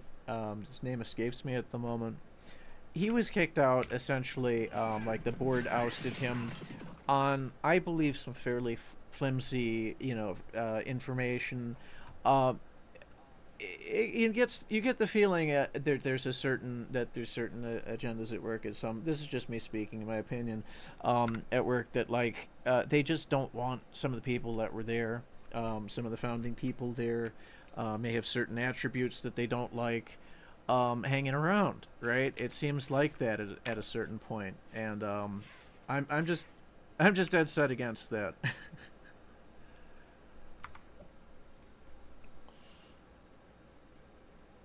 Hey Ken, you good? Yeah, I'm good. Okay.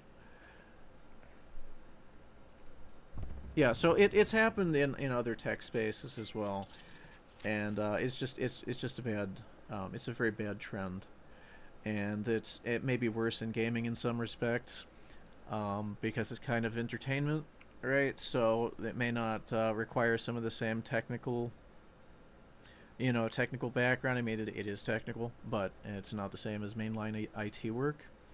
So I think they try to get away with a little more in that regard. But it's just we can't have that. I mean, just excluding people just because you don't like it's kind of hypocritical if you look at it from what some of the like the wokies promote.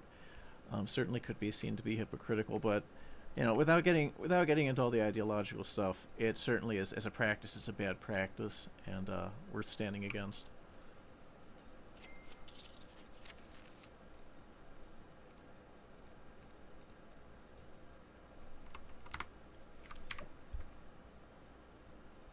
So was that what you were talking about, Tony?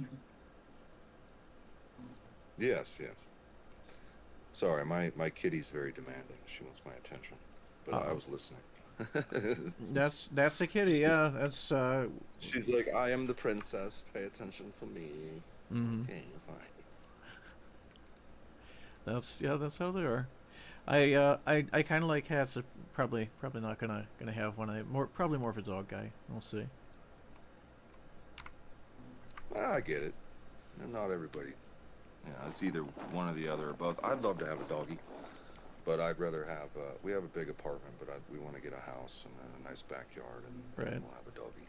Right. And the other thing is I have a little allergy to them, so not the best option. Well, and my big concern is like I have a lot of things that a dog could destroy. It's like a baby dog, you know how they are. Mm-hmm. Mm-hmm. So I don't know. It'd be easier to manage, you know, if we just moved. I don't know. Right. Yeah, you gotta have the right place for a pet. Yeah, yeah. It's perfect for kitties. We could have 2 or 3 more, but Right. the problem is our cat is extremely territorial, and I'm afraid of any other animal being around her because I feel like she will kill it. Mm-hmm. Mm-hmm. I'm not making that up. She hates everything and everybody except for me and my wife. Well, at least she likes you all. So, I mean, I've seen people with cats that Yes. just don't like anyone, and I'm like, why do you have the cat? So. Right? Why do you have this demon in your house that is literally just like it hurts you and stuff? Right. It's like a little cat named Alyssa. It's just hanging out and scratching everybody. Oh, did I say Alyssa? Anyway, it's just a name. It's one name. So.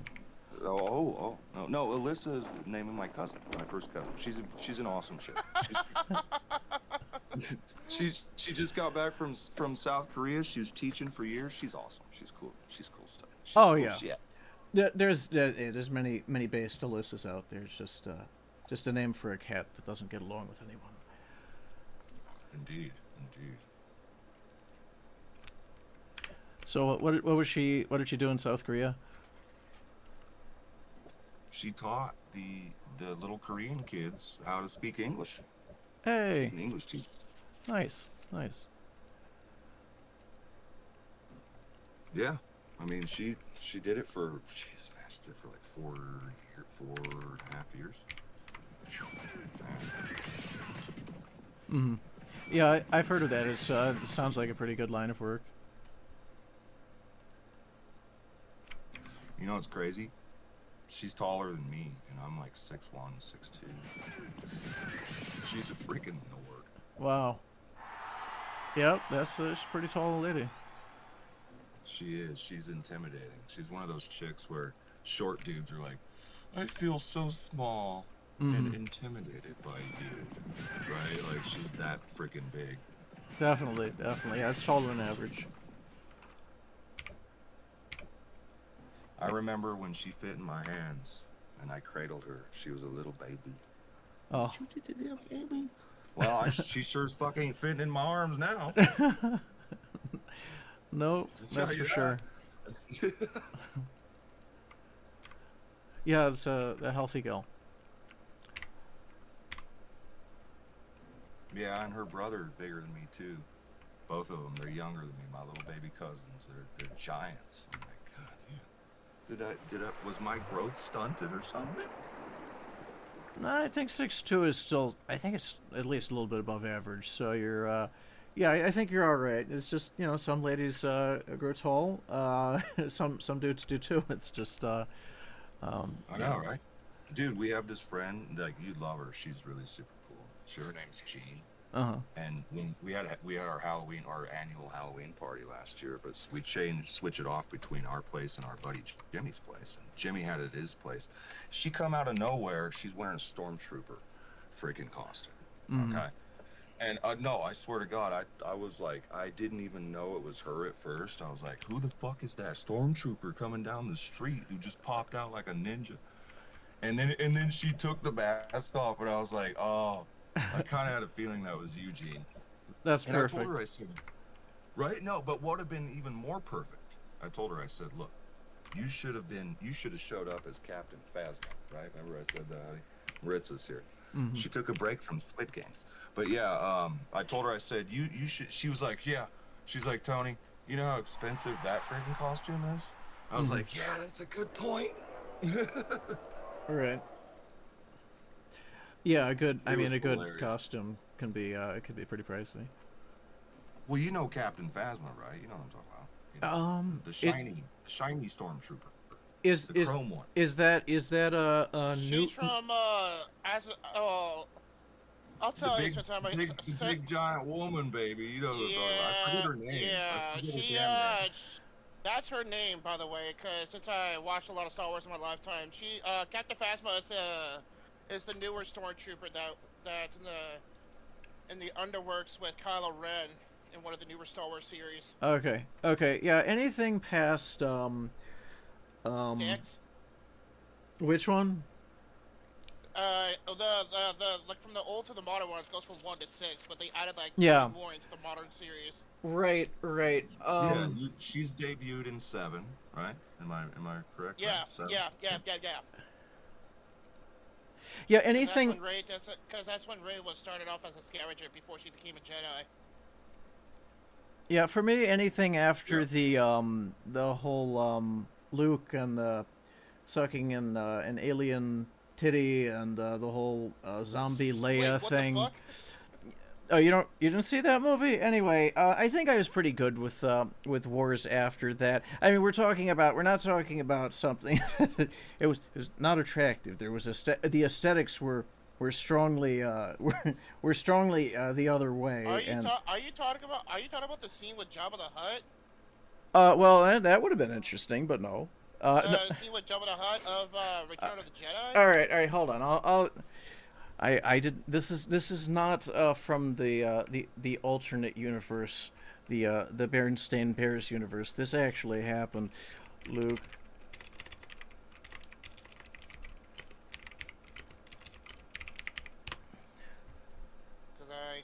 Yeah. I don't know So. which one you're talking about because The Last Jedi. The Last Jedi. He was stranded. Okay. He was stranded or whatever. And anyway, that was. I wouldn't have minded that actually. I mean, look, sci-fi. It's not the first time someone sucked on an alien titty, right? Sometimes it works with the material. Sometimes it's good, but just the whole Hamill himself, right? Mark Hamill himself came out and say, this is before he walked it back. I don't understand how you could see my character that way, and just like.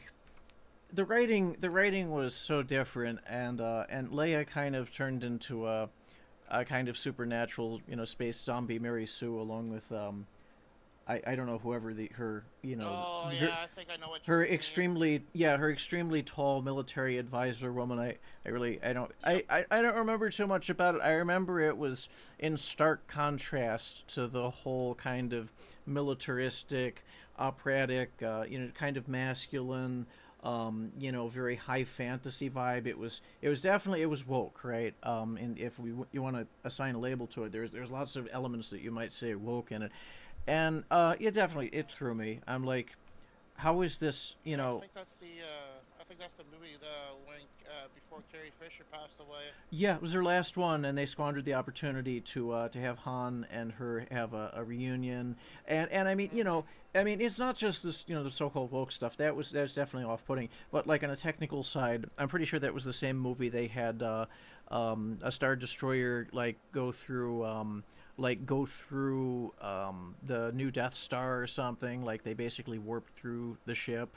I'm using a Star Trek term, warp, but it's just they just made a complete mockery, so fast and loose with the canon, so disrespectful, fast and loose with the characters. I'm like, this is a terrible parody that happens to have the original actors in it, and so that's the last one I paid any real attention to. Everything since then I just considered non-canon, based on what I've read about it and heard about it. I think I watched an episode of Mandalorian or something, which wasn't terrible, but I'm just I was neutral on it. Like I just don't care at this point. So No, it's not bad. If you're gonna watch anything new Star Wars, you gotta at least give Mandalorian a try. Okay, it's fine. It's fine. Not all seasons are perfect, but still, the first season's amazing. But I don't know. It's if you have any capacity for Star Wars anymore, that is. A lot of people are just over it at this point. I'm over it. I'm over it. I was I'm always ju- my wheelhouse is Trek. You know, TNG was my jam. That's actually my favorite television show of all time, is Star Trek TNG. Star Wars is like a muse, definitely. I saw the or you know the I'm just originals. not a big fan of the. I'm just not a big fan of the modern ones. Only like the first 6 episode movies. Which Trek? Yeah, I know. I get it. No, No, Star he's talking Wars. Star Oh, Wars. the new ones, yeah. No, Well, all of the new stuff yeah. for both has been, it's really kind of gone off the scales. So, yeah. Just the first 6 episodes of the movies that I don't mind. Yeah, the Oh, first they're six great. are They're alright. they're classics, right? No, if you love Yeah, Star Wars, there you they go. are. You know what I mean? That's where people are so I grew up watching disenfranchised with Star Wars. 7, 8, right?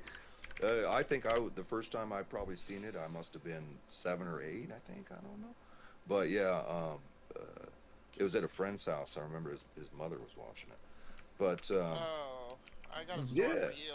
I got a right. story for you. That's old Okay. school, man. That's the early '90s. Yeah, I got a story for you for that one. When I was a kid, and it was like, when I was a kid, it was around Christmas time, and I was at my grandmother's house, and I was like 3 or 4 years old at the time, and my dad got me a VHS box set of Star Wars from from 5 to 6 of the old school for Christmas, and I was like, and and there's a catch. It came with a Darth Vader trading card that came with the VHS box set. I was like so fucking stoked about it. Like it came with like a little, like a Darth Vader card, but in like a TCG card format, which is pretty fucking cool. And once you look at the back of the card, it shows like all the fucking stats and shit of how strong Darth Vader is, like all his abilities and shit, which is pretty cool. No doubt, huh? Wow. Yeah. So I got the infamous closed city screen bug. I'm gonna go ahead and relaunch. Oh no. I have autosave on, so we'll be good. Have to go back a turn or two. Yeah, it was like around back at 97, 98, if I'm not mistaken. Which one? You remember the Pod Racer? You remember the Pod Racer arcade, though? Come on, I know you do. Yeah, okay, I do. Holy shit. Yeah, I boy. remember, I remember playing the Pod Racer game on N64 when I was a kid. Right, but did Yeah. you play the arcade though? The arcade machine. It's like Yeah, the they best. have. Well, I originally grew up from Thunder Bay, Ontario. I'm not originally from London, Ontario, Canada. But they have an arcade system, arcade place at my old hometown, and when I saw that for the very first time, they have it wasn't Anakin Skywalker's Power Racer on it. Oh, what the fuck was that guy's name? He was it was Anakin's rival, and he has that huge fucking that huge giant wheel pod Sebulba? racer. Yeah, Sebulba? yeah, his pod racer. It has his pod racer Yeah, onto the he's the arcade, which is prick. pretty fucking. Yeah, he has that. It has his pod racer as the controller for the arcade thing, which is pretty fucking cool. I get to try that out on my 8th birthday, which is pretty fun. So you're saying in Canada they didn't like have the whole arcade Pod Racer arcade right away, or you just weren't near No, one? that was like a long fucking time ago. They had that at one of my old arcade places. A long Okay, time okay. ago. Yeah, I was gonna say clarify. I was a little confused. Yeah. No, That was that's like cool back. though. That was That's back cool. at 1999 to like somewhere in 1999 between 2002. Very cool. I was a Yeah.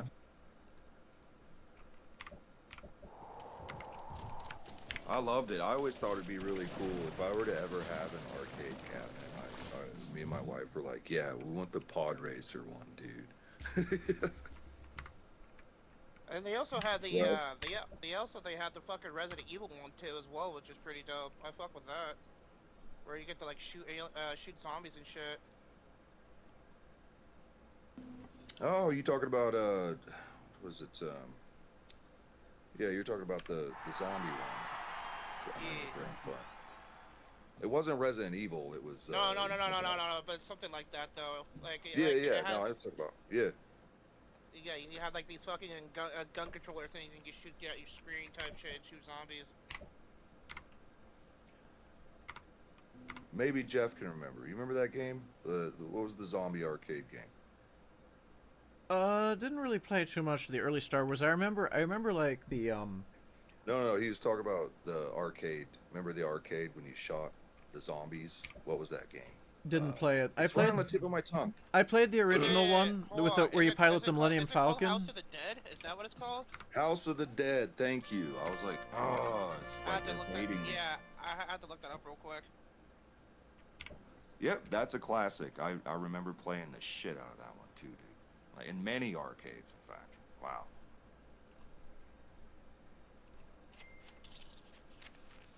You know, back in the day, because I grew up in Colorado, right, for the most part, there was a lot of arcades all over, peppered all over Colorado. I mean, it was just, it was the freaking glory days. It was, back in the Mortal Kombat era, you couldn't even go to a gas station on any given block Right. without there being a Mortal Kombat arcade in the freaking everywhere you went. It's just like a mom and pop shop. Yep. There's a freaking there's Mortal Kombat. Pretty there much. it is. Pretty much. It Yep. was so crazy, right? I think Right. it was like that all across the nation, really. But in Colorado, Mortal Kombat was a big freaking deal, dude. Mhm. Yeah, I mean that was one of the more popular cabinets. It's pretty much everywhere after like Pac-Man and whatever else. I mean it was pretty much Mortal Kombat for a long ass time. I know, right? And my friends were always like, "Oh, we gotta go play Mortal Kombat." Oh, we Right, played at home. Street Fighter, Now we Mortal played in the Kombat. arcade. Oh yeah, the Street Fighter arcade was fun as hell too. Street Fighter T2, those like everywhere. They're staples. Oh, and The Simpsons. Oh, I love The Simpsons. It's 4-player, right? I remember there was a Street Fighter back in the day. It was like a long time ago. There was used to be a Street Fighter arcade in my local 7-Eleven shop, which is pretty cool. I used to play the fuck out of that. Mm-hmm. Nice.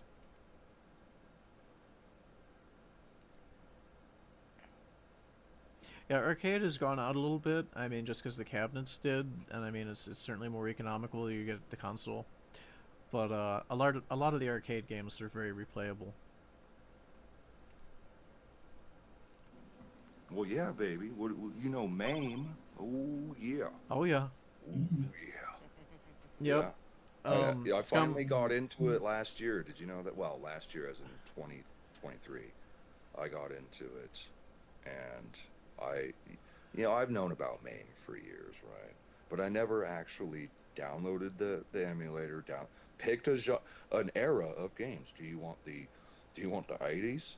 The late 80s, the early 90s, the mid 90s, the late 90s, the early 2000s. I'm like, Jesus Christ, it's a lot of games. Yeah, for sure. So I just, I picked a couple packs, I downloaded them, I plugged them in, and I was like blown away. I was like, dude, I'm playing arcade games that I didn't even know exist. Mm-hmm. You're right. I mean, that's the beautiful thing is each era has so many games that you're very unlikely to play a whole lot of them, and even so, you're only going to play whatever platforms you were playing at that time. So, Right. gaming preservation is overwhelmingly important. Like that today is the first. It's at least in the U.S. it's Public Domain Day. I guess the Mickey stuff came out. A couple Tintin, like some of the Tintin comics, which are Belgian comics. I was just reading this. Oh my god, I remember that shit. Holy fuck, that takes me back. Right. So there's every year, we're gonna see things that, I mean, certainly it's not soon for video games, but we're gonna see more fall into public domain, and that stuff can be used as resources. I mean, Steamboat Willie, you can use elements of that for your own work. So there's tremendous stuff there, and it has to be protected, because right now with the digital distribution, which is the danger of digital distribution among other things, is these licenses can go, they could be pulled, the product can be pulled, it can be restricted. There's so many different ways that legacy gaming is being attacked, and I mean, apart from anything else that we're like defending gamers in principle, right, standing up for consumers, part of that is it's a cultural legacy thing, right? And that's one thing that, from whether you call it, whether you're going to say woke or, some people have kind of religious restriction views on things. Preserving the art form is of the utmost importance. All right, so anyone that wants to come and say you can't have that, that you can't, that the games that were there are no longer valid. They're an enemy as far as I'm concerned. We've got to protect this art form and not allow it to be walled gardened, restricted, just based on typically commercial purposes. It's like if you buy the license is in perpetuity, and a license law needs to be reformed. That's part and parcel of it. No, I love what you're saying. The trigger word there was preservation, because how many really hardcore game YouTubers you see that are like into retro games, you see them talking about how important it is to preserve, especially the arcade era, which there's so many games that people have not played, and that's why they should be open source. They are open. There's no copyright, or no. You can download them for free, because a lot of these developers don't even exist anymore. So the copyright is kind of null and void. They're not trying to resell it, so there it is. Unless they do. Like Data East, they're really well known for taking their old IPs and selling them on Switch, and they're killing it. They're doing a really good job. Data East is one of the greatest classic arcade companies in the world. Okay. By the way. Right? Yeah. I just throw that out there. But so some of them are going to uphold the copyright and the IP and the trademark or whatever, and then they're going to they're going to resell it, and that's fine. But geez, man, the majority of them, absolutely not. Right? There are, what we were just saying, there's so many arcade games that people have never seen, because back then they could only distribute the arcades into certain states and certain countries and certain provinces and territories and stuff like that. And they couldn't just distribute every single game arcade everywhere all at once, like we have with digital distribution now. Right. Or even cartridges, right, which opened up such a beautiful, new world. But I think that's what and what I think is so important about preservation of classic arcade games is that up and coming developers should go back and play a lot of them and study them and look at them. Definitely. And realize that they can learn a lot from it, art wise and gameplay wise and game mechanics, even though they're it doesn't matter. You dropped out. You dropped out there, Tony. Say again. Even though what? I was gonna say, even though they're mostly 2D, if for some reason my screen went off on me. That was weird. Yeah. I mean, yeah, sure. That's part of the charm of the art form. There were limitations that were based on the time. You have to accept that as part of. Back then it was such simpler times of 2D platforming, and it was so fun back then. Right. It doesn't require. Look. It's the whole thing. There's a lot of disservice that creeps in with marketing sometimes. One of the persistent ones, it's like a hype cycle, is better graphics. Better graphics will never be a substitute for core gameplay. Better graphics will never be, a substitute for fun. Pac-Man is fun. All right, its graphics are like incredibly basic. Right. All right, you don't have to have all that. That's a perk. That's been a perk since the beginning. Their text-based games are where it actually started, right? I mean, the ancient all started with text-based, didn't it? Right. The ancient world of gaming. The ancient Text-based.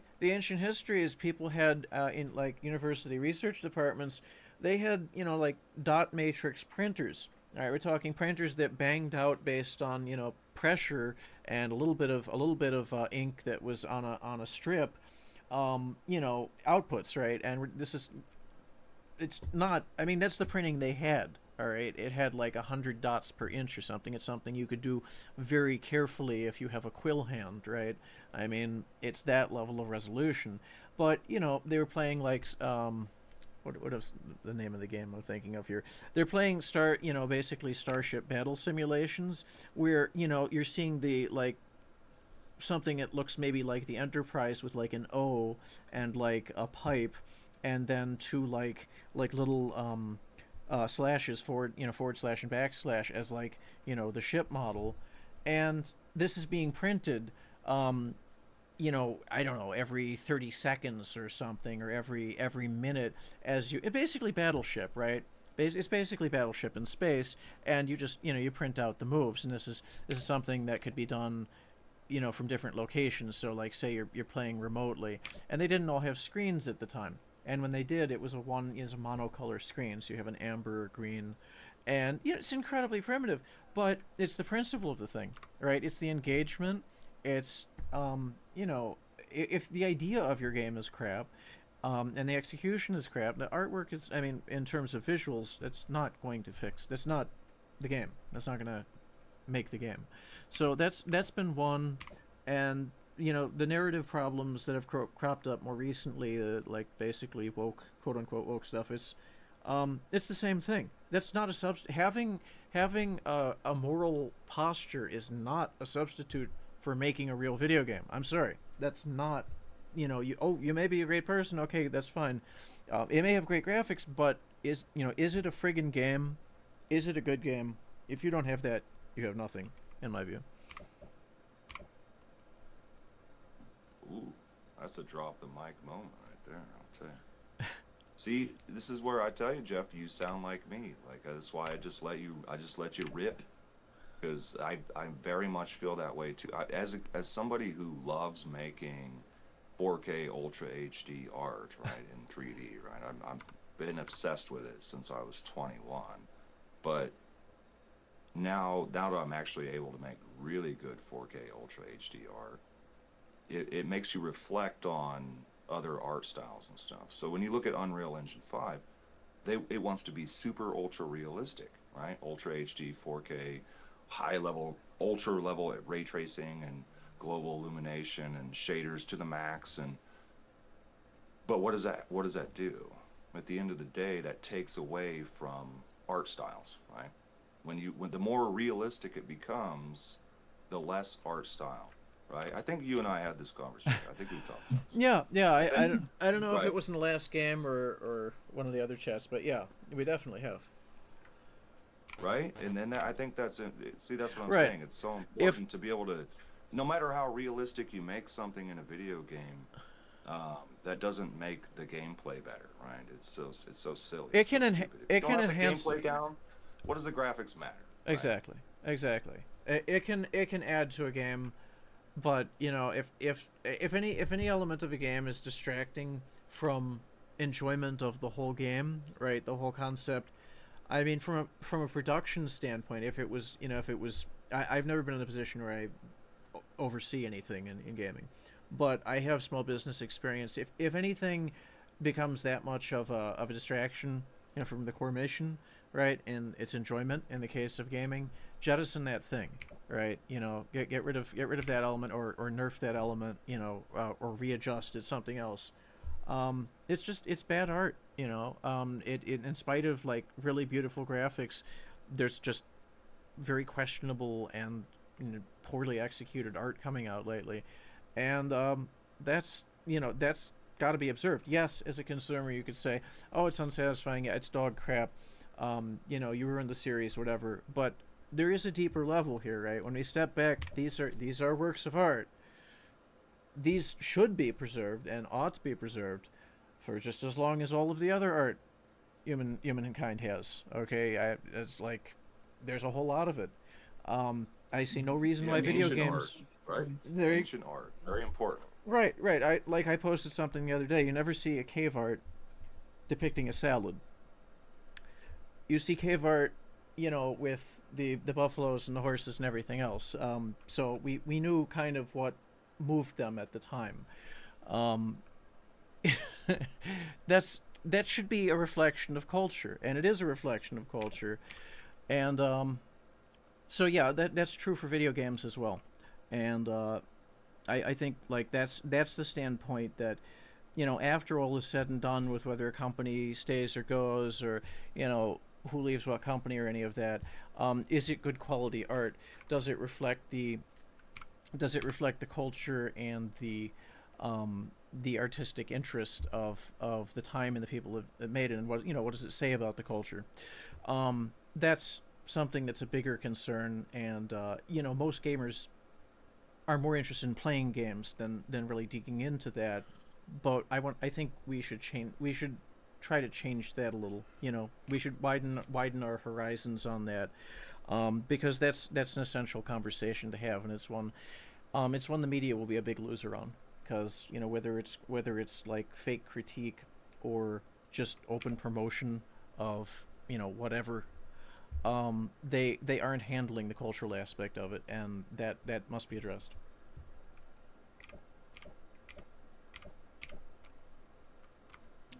You guys on the same page with me on that? No, please expand more. I'm confused. I'm just kidding. Okay. I mean, yeah, Sorry, I had a troll moment. I had to take it. yeah. Yeah, I mean, I know you guys feel me on that. It's like the culture issue has, that's what it is. It goes beyond any kind of woke, or whether it's the commercial side is being handled badly, like microtransaction and all that, because that's present. Long term, this art form deserves to be respected, regarded, and protected, and somebody has to stand up for that. Some people have to stand up for that, and it's not going to be. I mean, it's obviously not going to be industry in general, which has an interest in kind of clawing things back. In some cases, very few will open source their work. Very few will maintain their IP properly, where they're going to, like, if it's not available on the market, they'll open a license to it or something like that. It goes beyond that. So the long term view is something we as gamers have to have. Otherwise, the industry will rob gaming out from under us, and then sell it back to us as DLC. Right? Wait, here, buy my unfinished game. I swear, if you buy all the DLCs, the game will be finished. Oh boy. Yeah, yeah. Like, this is a cultural commons, just because isn't all in public domain yet, and frankly, the IPs are. This is the thing. They want to take just like you mentioned, Tony. They want to take IPs that are in ambiguous status, right? The company is not there. The publisher's gone. I don't know. It's different things have happened. I mean, some of it probably was. I really don't know how far back some of these things go. But I mean, if you look at what like, okay, so take the Soviet Union's dissolution. Okay, there's probably pieces of software there that no one has any realistic copyright claim to. Maybe some people in Russia. I think Tetris, but he wasn't able to follow up on that. These things should No, be. he did. He did. I think he ended up suing Nintendo for the rights because he messed with Nintendo, and he got everything that he deserved. Like, the original creator of Tetris everything's settled. It's fine. He right? did? Okay. As I far wasn't as aware of yeah, that. yeah. I was Okay. gonna say, if I'm wrong, I don't know. It must be a different timeline. I'll look But into that. I'll last look into I that. knew, now. that was the case. Yeah. Okay. That's well, why you see Tetris on all these different platforms and shit. Like, basically, he's licensed all of that out. Like, that dude has made bank at this freaking point. awesome. As far as I know. Yeah, I think. I mean, I don't know. Because I remember Nintendo and him had this tussle. It was crazy. Right. Well, I mean, so you'll have some creators that definitely deserve their rights restored to them, but very few games these days are actually made by a single individual that's the original rights holder and stuff. So a lot of it is not as clear. And where that's the case, and where the publisher is gone and all that, the changes in law that are being looked at are to restrict the games, right? To make it so no one can have it, no one can distribute it, no one can do anything with it. I'm in favor of basically Creative Commons open sourcing to the greatest extent possible, wiki sourcing. All of that should be decided in favor of public access to games, and so that's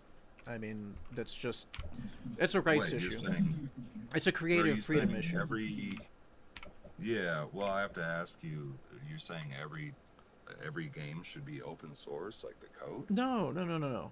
Where there's ambiguity, where like it falls in a gray area, where the publisher's gone, all the things I mentioned, if there's no way to, okay, if the game isn't being sold anywhere, that's maybe one qualifier for why it should be available for preservation and kind of fair use, artistic appreciation, fair use, kind of like sampling, variety of different things. So an expansion of the concept of fair use Yeah, no, is I got basically. you. I just didn't know if you were talking about open source code. Yeah, sorry. No, It's no, just it's not because you know how mandatory open developers are. source for everybody. That would be. I'm sure Richard Stallman would Yeah. love that, and I mean, I'm Well, I'm I a fan mean, of a lot of but his work. well, I look at it like on twofold. Like I look at it on both sides, where it's when we talk about code being open source for a game or not. Even the most complex games, you can go out there and find the code you need on GitHub, and then you can piece it all together and probably make a decent game, right? So my argument is what does closed source video game even mean anymore, right? We're in an era now where you can make the most complex game you want. The code is out there, and you have AI to augment creating the code, which is crazy, right? This is something that I'm starting to deal with now, having to deal with, right? Mhm. I can actually use Grok to generate C# code for Unity. I mean, this is crazy, you know. I did an experiment. I did a thing, and I haven't had time to do it again, but I will.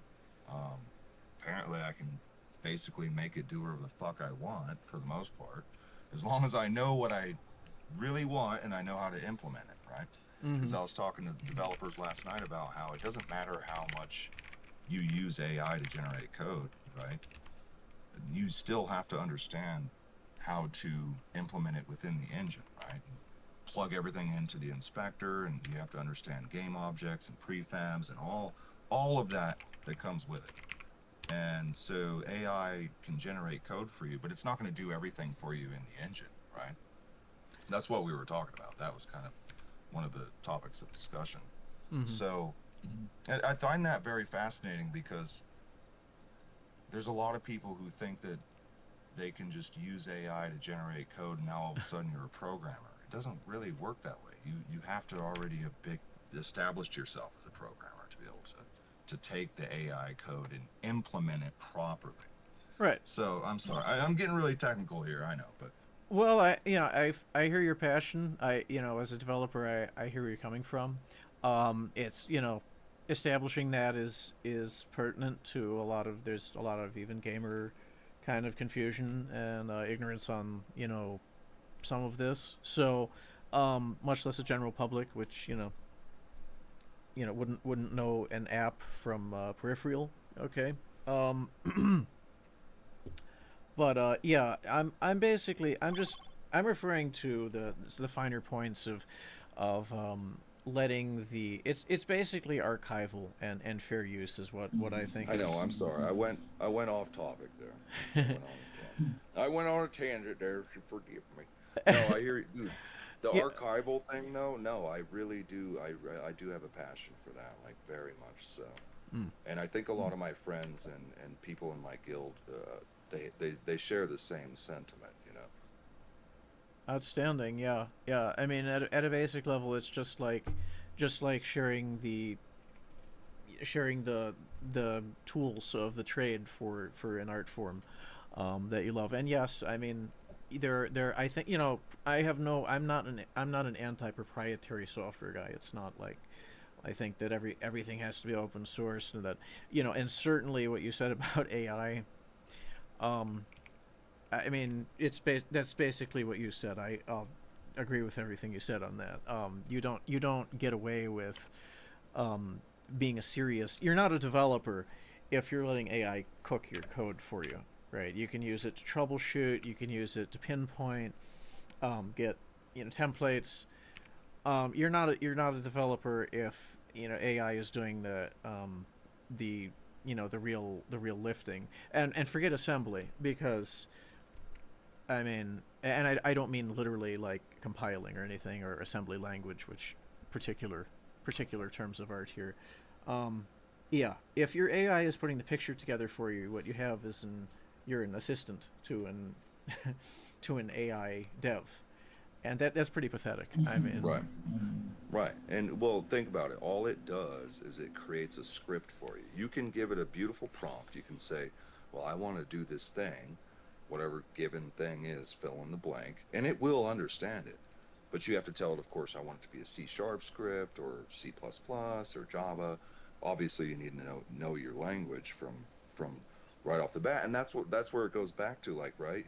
It's just generating a script. You still have to know how to do something with it. And if you don't know how to do something with it, then you're fucked. Like, you're not. I mean, I can see it being a good tool for somebody who's an up and coming programmer, and they're just starting to learn what classes and functions and scriptable objects and true hardcore database systems, and how to really dig in to what's possible, and of course loop systems and stuff like that. mm-hmm. So, and like, once they get a hang of things, then you use AI as a tool. Like, I was talking to Entium. He's a high level game developer. I love him so much. He's like one of the coolest dudes I've met. Oh, he devs. That's right. That's right. Yeah, he worked on the Crytek engine, dude. And I like him. Yep, he's genuine. He is like so down to earth and so cool. And I How about that? we will talk more about that later. I would rather have his permission to talk about it. Sure. But anyway, he was pointing out a lot of the realities of AI, and like that's what we were talking about, is how, like, the whole, well, you can generate AI code, but you still have to know the basic principles of coding, right? It's just so simple. He said like, he's right. He's like, AI in game development is just like anything else. It's a tool. It's a tool. It's not going to replace humans. And I asked him over and over again. I was like, what do you think, though? Like, I mean, because a lot of people are buzzing about it on X and stuff. A lot of developers are really upset and confused, and they think that AI is going to take over everything, right? Right. And so he kind of, we shot the shit about it, and I think he is right when he says it's, everybody just needs to chill. It's just another tool, right? Yeah. I mean, if it's used properly, 100%. It shouldn't be anything more than that. We don't have AGI, in spite of any memes or hype about that. AGI is not a thing. 4.0 or whatever they're on right now for public release, on ChatGPT. No substitute for a human, even a script kiddie. Like, even a basic level coder has certain understanding of intuitive. We'll say intuitive understanding. Not all do, but I mean, many have at least some intuitive understanding of, like, operations in terms of what you want as a result. AI is, it hallucinates, right? I've heard that. Yeah, I'm starting to understand that now. Yeah. It'll come up with something because it is designed to come up with something, but that, sufficiency, whether it actually solves the problem you're looking to or whatever. Clean code probably can be helped by AI, right? Like, having it look over stuff, and even look over written words, which is just really the main point of it right now. It definitely is. It's great for for polishing things up, or checking. Basically like an extended grammar and spell check, right? But it's pretty much the same thing with code. It's not going to rate it for you, and if it does, you have to babysit every output you're going to get from it. I mean, I've played around with it for scripting and basic stuff, PowerShell and hotkey scripting and everything else you need to do for maintenance. Yeah, it's a toy. It's an advanced toy, and should be treated as such. So the devs are up in arms. The ones that are to some extent freaked out. I don't want to say over nothing, but it's exaggerated in my view. Just technically speaking, it's not there, and where it's going, maybe you'll need professional AI product proofreaders and reviewers and chaperones, but it's not going to go off and start coding things. Fortunately for everyone, and if it did, it probably would be kind of shit. Mm-hmm. Yeah. Exactly. It seems to be in the realm of like we were saying, just a tool, but it's going to evolve, and everybody agrees with me when I say, well, what happens to when we get to the point when it's generating perfect 3D models, right? Because I've been talking to guys about how like it'll create the typography and the polygons of, give it a 2D image and it creates a 3D model, but when it comes to animating, it's still not perfect. So you have to go in there and clean it up if you're going to actually use it in production. And you're better off having a 3D modeler and animator come in and just make it from scratch. So they don't have to have, they're going to spend about the same amount of time. But then what happens when it gets to the point where, because it is going to happen, like I don't know, I think I'm hearing maybe 5-10 years off from now, the 3D modeling, AI 3D modeling will become perfected, right? So I think that's where a lot of 3D artists are concerned.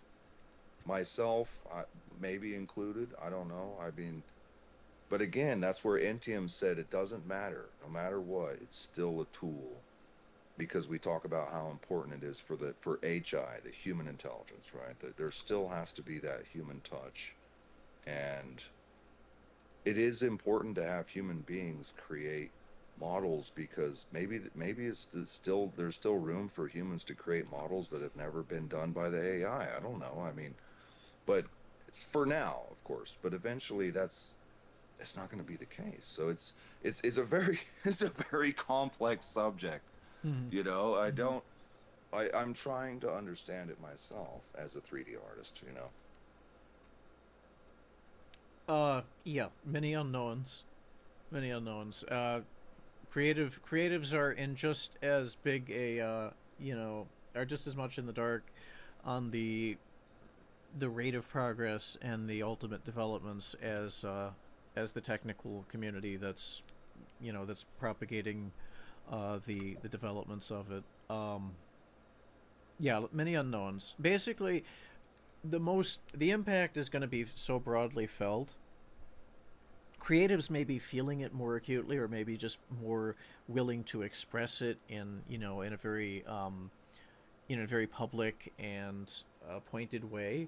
And I've had my own discussions with people in coding adjacent development circles, more pure art development professionals, and their concerns. I hear their concerns. There's definitely some valid concerns there, but in my view, they're a little bit premature on the one side, and they're also, I think, a little bit too. They're a little bit too acutely felt, because the changes that we're seeing and that we're gonna see. Look, the first people. It's a point I've made other places and other times. The first line of professionals, the first jobs that were really impacted by automation, were in the coding side, we're in the computer field, and that's cascaded upward and downward in terms of increased efficiency, consolidated operations, and yeah, to some extent it has put people out of or moved people into different jobs. that's probably just going to be true more broadly across the economy. The the artistic, that it'll be most visible maybe in some of the the creative arts side, because people, it's very accessible by its nature. Everyone sees the products of artists. But I think there's a more broad economic there are broader economic implications from these things that are going to be felt in technical communities, creative communities, in more in industrial and service communities. I mean, if you look at some of the robotic stuff coming out, um, it's not it's not a simple matter of kind of squashing creatives directly and singularly, and it can, and it shouldn't, for quality reasons and for ethical reasons. It's like this is something that's going to be a whole of society and not just ours, but the whole world is going to grapple with and come to terms with what AI means to each culture and each area, each segment of professionals, for themselves. It's not, yeah, Yes. it's not just one thing, and yeah, I definitely feel where they're coming from, but it's a whole bigger picture. No, you're right. Yeah, exactly. I think that's why when we have these conversations about AI creeping its way into game development so hard, so fast, it's because it's creeping its way into everything. Mm-hmm. Yeah, right. And so we now we're gonna have to talk about it in everything, even though we try to focus on gaming. Well, I guess we live in a simulation, right, or something. So, Well, yeah, I mean, well, I, Elon what is you know, very pro I don't know. AI in gaming, and I appreciate his enthusiasm, but I think it's some of that venture capital like buzz that he has going on, that he think. I mean, and there will be disruptions. There have been. There will be, along AI lines, in this sector and every other one.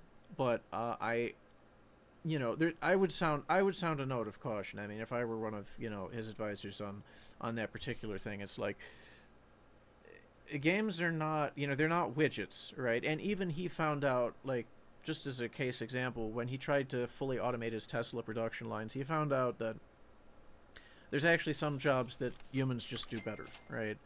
Um, Yes, yeah, indeed.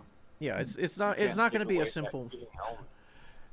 it's not going to be a You simple thing can't where they take away. replace humans. Right. Right. So HI, like, what did Brian Domino Effect say in one of his videos? He was like, I went to. He's like, I went to. He wasn't even in character. He wasn't even doing his Indian voice. He was like, dude, I went to freaking like Costco or Best Buy or something. He's like, why is it that everything, like all of the refrigerators and the appliances have AI? He's like, what is up with this? Like, what is this necessary? Is Oh, basically what he was saying, right? hell no. Hell no, it's not necessary. It's there to second guess you and louse you up. I will accept zero so-called smart anything from any. This is speaking personally as an IT professional. Zero smart, so-called smart anything in terms of appliances, household, automate. I mean, there are some things in household automation I'm good with, but anything off a shelf or that's like purpose built for that, um, I absolutely do not want my appliances, thinking right for themselves. If I set my ice tray to produce a certain amount at a certain time, come hell or high water, I want that amount of ice produced, right? If I set my thermostat doesn't get to consult the global carbon index and ask, may I do that, and maybe go to 4 degrees to the one side, 4 degrees in the other. That's all bullshit. That's all bullshit. That is a misuse of technology. Right? It's all bullshit. I It think is. that's exactly what Brand Domino was saying. He's like, bro, like, do we really need AI in every single appliance? And the Absolutely answer is not. no. Like you walk into your kitchen and all of a sudden the stove is like, hey, I heard you had a little rage fit earlier today. I think that you should sit down and meditate on it. Oh yeah. Like it's a Native American shaman. Like it's like, hey, you should sit down and smoke the peace pipe.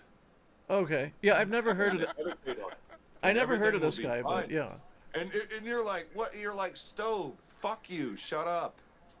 You're Right. not my shaman. Right. I can laugh at this because I am native personally. Oh, see, I my bad, mean, my bad. Hey, I have Native No, you're American brother. I have no, you're Native fine. American You're fine. friends, so you know I found this funny. right. right? Yeah, exactly. True natives, they find it funny when I start talking like a native. Hey, what are you doing? Yeah. Yeah. There are so many there are so many facets of human life and experience and professional work that AI just even if it could substitute, I wouldn't want it. I mean, I'm generally pro The tech. whole reason why I don't support AI whatsoever in any form, in any shape or form. Yeah, I can understand that. Because now I've been seeing on social media they've been talking about AI generated games. It's like, what the fuck am I witnessing right now? Right. Well, it's more content, you see, and I'll give you a little preview. You know how you're supposed to buy the game now, Yeah. and also it's not for you, so you know, don't buy the game. But you were supposed to buy the game. Why didn't you buy the game now? You understand that argument? It's a bullshit argument. Okay. Well, why are you discriminating against AI games? Why are you you know, essentially I'm gonna give I'll just lay it out for you. Why are you racist against AI? AI games are just as good as human made games. See, this is where everyone is supposed to nod their head and agree with this Kool-Aid. I could just tell you that's where it's gonna go. That's horrifying, number one. And no, we should never accept the qualitative equivalence of an AI product preemptorily without having actually been able to evaluate what it is, you know, actually see if it's any good. And yeah, no, there's going to be some very contentious debates around AI's products as we approach mid-century, and I mean, certainly in the next 10 years. But as it becomes like an accepted fact of everyday life, um, it's very important that we don't export our thinking function and our art appreciation capacity to so-called artificial intelligence, because there are those who would profit literally and figuratively by that, and we should not allow them to do that. And by that I mean humanity.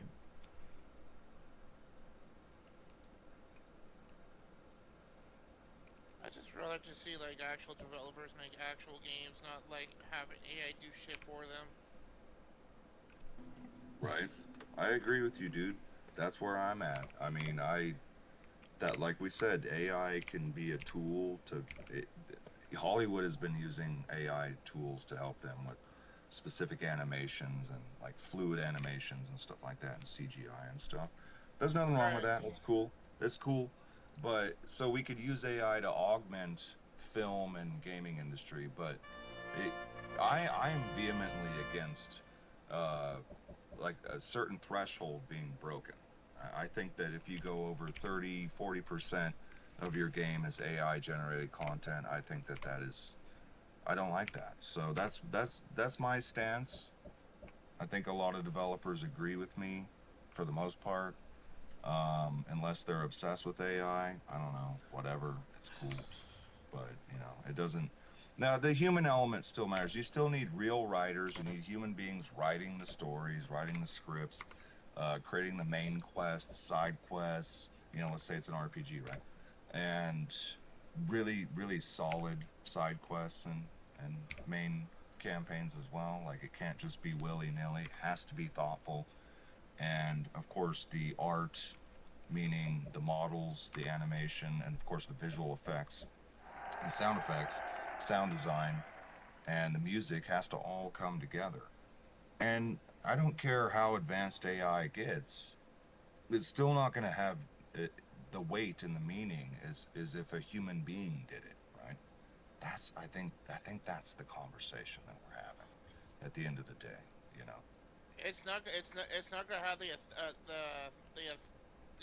what's that word? It's not gonna be as authentic as half the stuff that actually people who make games than over AI like doing shit for you. You get what I'm trying to say? Yeah. Sorry, I was gonna say it's not as effective. I should have summed it up. It's not as effective. You said it very fine. And that's at the end of the day, that a lot of people agree. The human element is most important for it to be effective.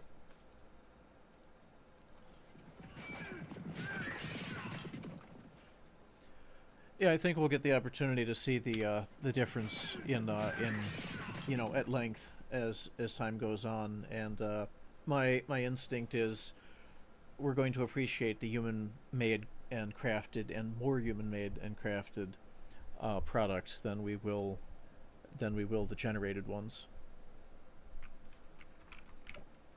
Well, hey, Black Myth Wukong, Game of the Year on Steam, baby. Yeah, that was That's awesome. what I was looking for. Well What did I deserved. tell you? I said that should have been Game of the Year, bro. They definitely went all out on that, and it was beautiful. For a first, A, because it was like their first major game, and just B, from several artistic standpoints, the visuals, they completely won. I want They to get killed that it. game. I want They to get killed that it, game bro. so badly. I want to get that game so badly for my PS5. Yeah, I don't have it myself yet, but it's on the list. It's top of the list. Yeah, same here, same here. It's on the back burner. Yeah, it's on my wish list on my PS5. One of the backlog games I want to get.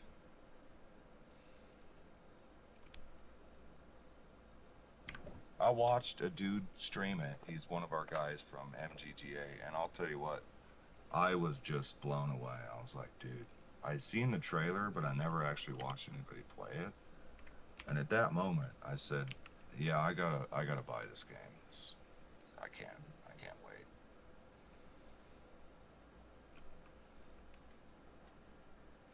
What do you guys think of the Indiana Jones last one that came out?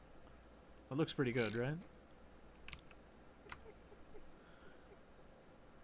What's so funny? Yeah. Uh, I'm not a big fan of Indiana Jones in general, so personally, I don't really have a dog in that fight, you know? I'm the same way. I'm not even an Xbox user, so I can't. I have nothing to say about that. Right. I wasn't even looking for it. I was aware it was being developed, and then it turned out to be pretty good from what I could tell. But yeah, I appreciated 80s and 90s Indiana Jones, and the games. Actually, the LucasArts games, the point and click, were very on point. Excellent adventure games. So I'm glad that on the game side they've held that IP up.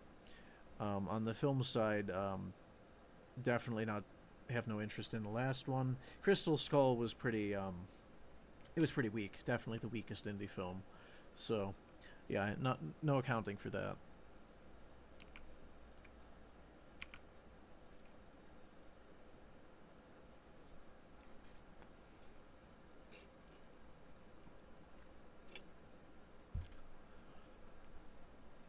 So what do you all think of how I'm doing here?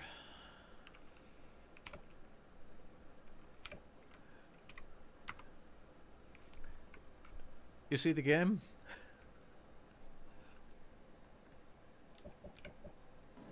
Um, yes and no. Yeah. All right. Sometimes I go AFK, you know, these things happen. Uh-huh. Yeah, I mean it's mid to late game. It's kind of a slog. I am doing better with this one, but yeah, this is the earliest version of Civ 2. So, feature completeness is, it's a full game, but it definitely doesn't have some of the nuances and some of the AI optimizations that the later one does. So it could be a bit of a slog, especially if you wind up on a. I should have chosen a Pangea map. It doesn't. Even up to Civ 5, the Civ series doesn't handle naval conquest very well. You'll never get like a massive naval invasion until again up to 5, and that does it about right. It's kind of adequate.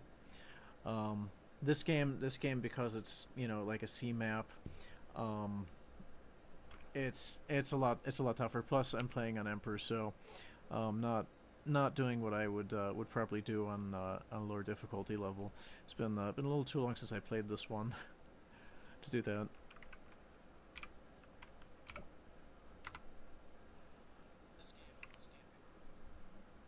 Huh? Oh, nothing. I was just watching your stream.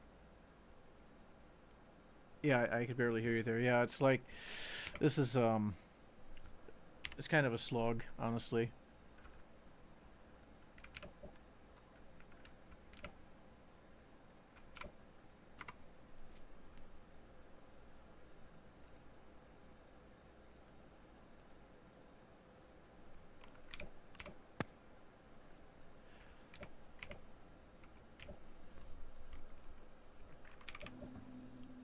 Yeah, sorry, I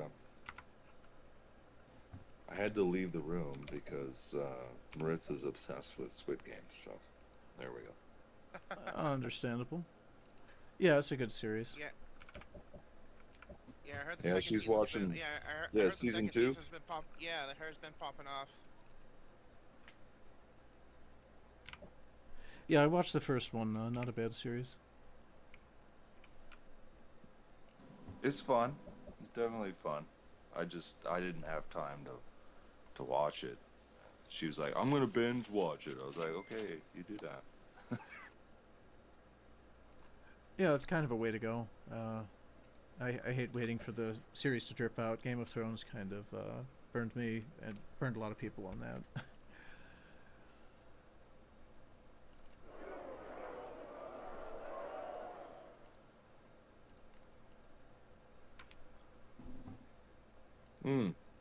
Yeah, we started watching the Game of Thrones prequel.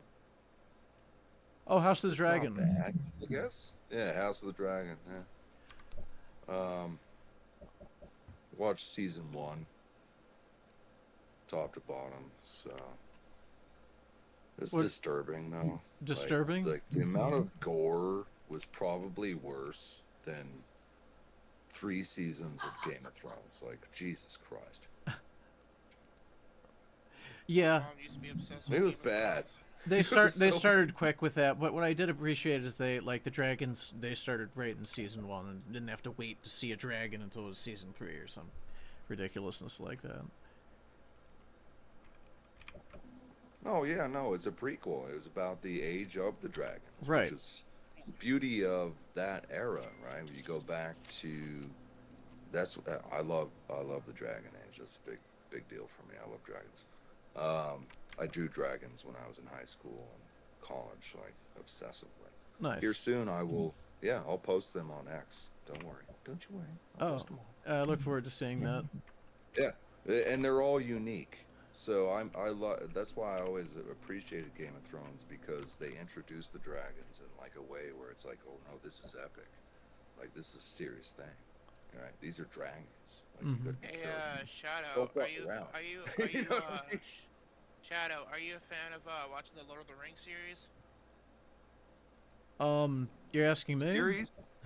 Oh dear, no. He's asking series. No. No, no, movies. I meant, sorry, the movies. You had a dyslexic moment there, didn't you? Oh, my fault. Yeah, I meant the movies. My fault. Are you a fan of Bro. watching the movies? I love Lord of the Rings. I'm a big fan of Lord of the Rings. I give my wife shit all the time because she loves Lord of the Rings, but she is a Harry Potter fangirl. I'm not that big of a Harry Potter fan, but I've become more of a Harry Potter fan because of her. Let me ask you this: if your girl's a Harry Potter fan, don't tell me she's also a Twilight fan as well. Oh God, I'm gonna have. Oh no. Yeah, You went I'm there. gonna have to admit it. You went She there. is. So- She is. So you've been forced to watch She's sparkly so- vampire yes. spectacle. Yes. Right. She made me watch all the sparkly fucking vampires and stuff. Oh, that's They're that's laughing rough. at me because you made me watch Twilight. Feel for you, bro. Shit's Shit's hard sometimes. She literally just showed up in the room right when you said that. Do you have anything else to say, woman? You made me watch sparkly vampires and fucking glitter all over their fucking body and stuff. I also made him watch 50 Shades of Grey. It's a true Damn. story. True story. She did. Oh, I did. Yeah. Now she just shamed me even more. Like shame. There's like shit and poop everywhere. I guess 50 Shades can Poop be and piss. exciting. I couldn't find anything to like be excited about in the sparkly vampire thing. It was just one long drawn out parody of like werewolf vampire lore. That it didn't work for me at all. I also had someone that I saw it with, and no. I think I watched something similar. I think I watched a movie that's something similar to that, but it's like very dark and gory, which is called Underworld. Have you guys ever heard of Underworld? Might have. When was it released? It's like another. It's like another vampire. Yeah. Werewolf No, Underworld. movie. No, Underworld's good. Yeah. There's like 3 of them. Isn't there? Yeah, there Right. is. Yeah. It's a good trilogy, actually. Like a true good vampire werewolf. I thought it was good. Yeah. It came out. The first one it came out in 2016. Okay. Yeah, no, I missed that one. Yeah. No, it's one of those obscure ones that kind of went under the radar. And yeah, I think he knows what's up.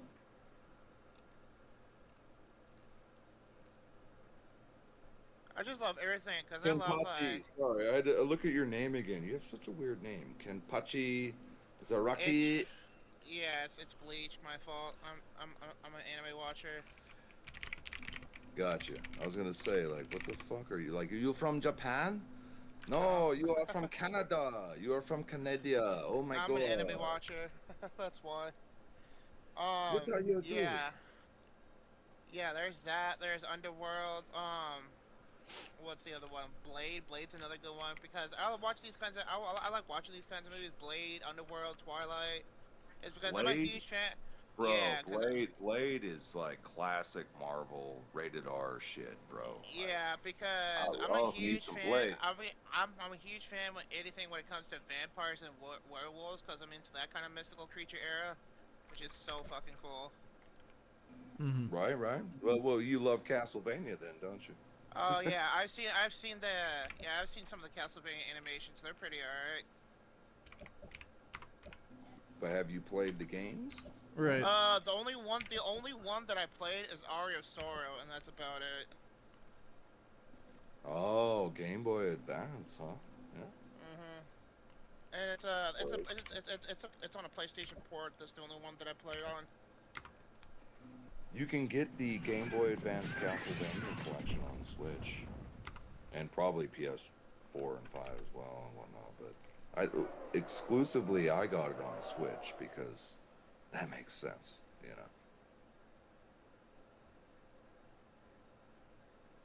Good games. I love all Castlevanias. Like I'm a Castlevania addict. Castlevania rocks. I'll play any of them, baby.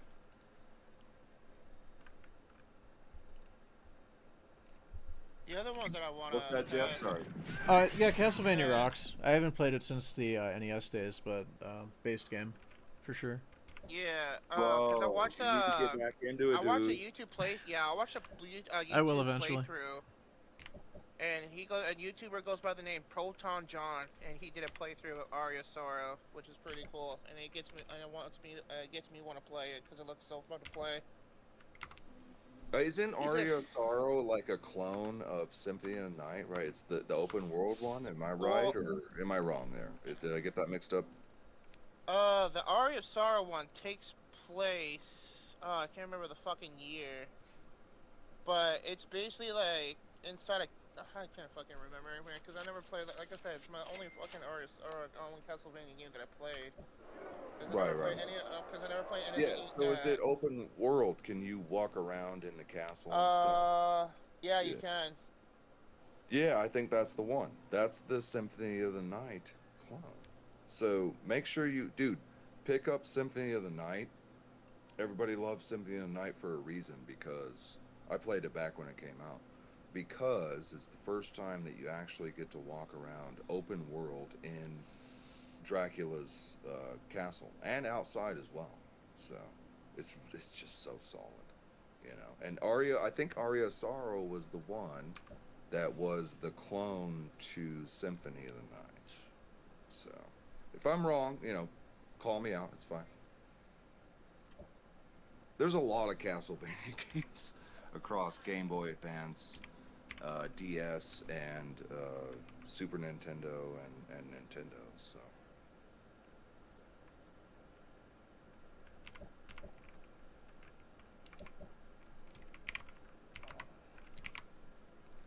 I'm trying to look up who's the fucking creator of those games. Forgot his fucking name. Konami. It's Konami created the Castlevania. No. Oh yeah, Konami. Yeah, but he goes by the Well, the original creator, yeah. He goes by the name Fool me, I don't know. He goes by the name Ingavania or something like that. Like Ingavania or something like that. I don't know. Yeah, and he left the studio like a long time ago, like the rest of them. It's the same story with Capcom. That's why Mega Man has never been the same, you know. And then Hideo Kojima leaving Konami was a huge blow because they couldn't fully figure out how to make an actual decent Metal Gear Solid game for the life of them, you know. Oh, I actually do. I actually fucking follow him too. Hideo Kojima. Word, same here. Yeah, no, I followed him years ago, like, because he's just like one of my inspirations, man. Like, as a game developer, I tell people all the time, if you want to get into 3D, you know, gaming, and you want to really get into storytelling and stuff like that, you should look toward Hideo Kojima as an inspiration. Like the cinematics, the storytelling, and then it blends with the gameplay. It's perfect, absolutely perfect. All right, I mean, hands down.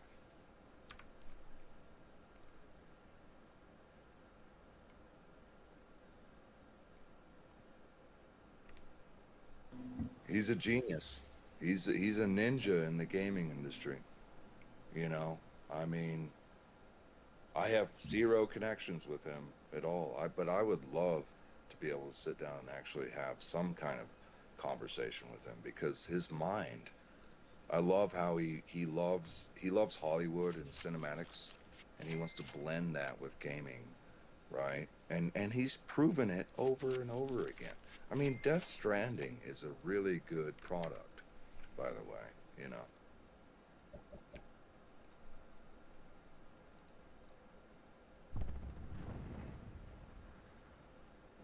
But I could go on and on how much I love Metal Gear Solid. I own every single Metal Gear Solid except for the first one, which pisses me off because I used to own it and I don't have it anymore. The physical copy, that is. I own every single Metal Gear Solid physical copy except for the first one. I mean, think about that. That is driving me insane right now because I need to fix that. Yeah, good series. Good series. It is. I love it. What did I tell you earlier, Jeff? I said I love tactical-based shooters.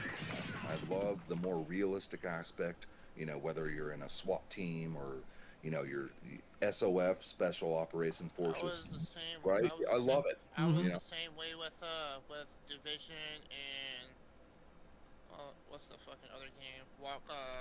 Wildlands is called. Remember the fucking first one? Wildlands, baby. Did you beat it I beat it multiple times. by yourself or And with people? with people mostly. Nice. Fuck yeah, brother. So you Yeah. love Ghost Recon Go. Wildlands? So are you playing Yeah. Breakpoint? I heard it was terrible. Bullshit. It's better than Wildlands. It's better than Wildlands. No, it's better than Wildlands. It's Wildlands on steroids. No, okay, hold on. Now, to be fair, when Breakpoint came out, it was a hot mess, kind of like No Man's Sky, and then it got better. You know what I'm saying? Wow. Right? But no, do not count out Breakpoint for 2 seconds. I've played it with a lot of my boys in the guild, and they love it. And of course, me and my wife are obsessed with playing, Wildlands and Breakpoint. Me and my wife beat Breakpoint with just 2 squad members up until the final battle at the end of the game. Do you understand what I'm saying? Yeah. It's a true story, bro. Me and my wife beat Wildlands by ourselves until the end of the game, where we tapped out and we said, we're gonna have to bring somebody in. Yeah, We tried to do this. the final boss. We're Yeah, gonna the bring final boss somebody for in. Wildlands could be a bitch. Yeah, the final part of the Wildlands could be a bitch. It literally has to take. It literally takes me and fucking 3 other people to fucking get that shit done because of how I hard know, it is. right? Right? The end is such a cunt. You have to bring people in. You have to have 3 or 4 people to beat the end of Wildlands. Like, right? It drove me absolutely mad. Yeah. Because me and her, think about it, me and Ilona Bliss, we are a team. When we go into shooters, we just blow everything up, and we're so good. But we got to the end of Wildlands, and the game was like, nope, you're going to have to recruit people. Get used to it now, you little stupid noob. I was like, Yeah. Right. Some games I are was unbeatable without team play. Yeah, I was the same way with Division because I used to be a fucking huge religious player in Division, especially Division 1. When I used to go to the Dark Zone and shit. Division 2, I kind of gave up on because it's, I don't know, man. It's kind of bland for me, man. I feel like every mission I do is just basically the fucking same shit. So that's why I went back to Division 1 and played that when Division 2 came out. Because there's so much shit you could do in Division 1 compared to Division 2. we wanted to get into Division, but we never did. And I feel kind of bad because I think we could have had a good time in that, but we were so, you know, locked in to, Rainbow Six Siege and, right, and Wildlands at the time, right? And so we kind of just put Division off to the side. But no, Division is really cool, and I wish I would have played it. At this point, it doesn't matter, right? Because they're probably working on Division 3 right at this point, right? So, yeah, I hope it's better than fucking Division 2 because when I play it, it's like a fucking wasteland, or it's like emptiness.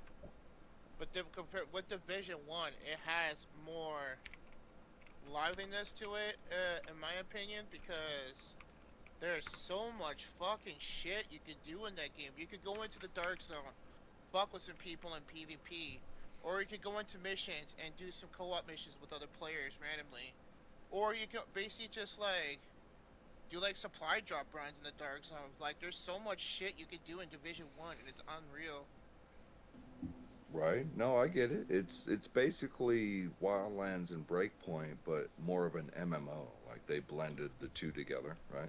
Which is really cool. Like I wanted, you have to understand, dude. I've come from a long-standing gaming guild for many years, and Right. we you know what I mean. Like we're very picky about what we get into at this point. But Division is really freaking awesome, and I kind of feel bad for not getting into it, you know.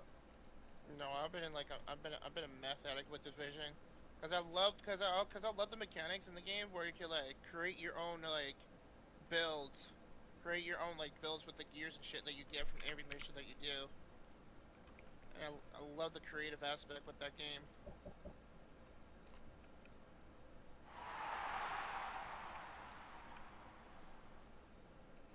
Well, I'm probably going Yeah, to for call it a night sure. in a little bit here. All right. All right, J Dog. It's been fun, brother. Yeah, it's been a pleasure I can't believe how is it that we went this long? talking about gaming. I mean, it's easy to do. right? I've been a little sucked into the game too, but you know, I've been enjoying listening to you discussing the last things.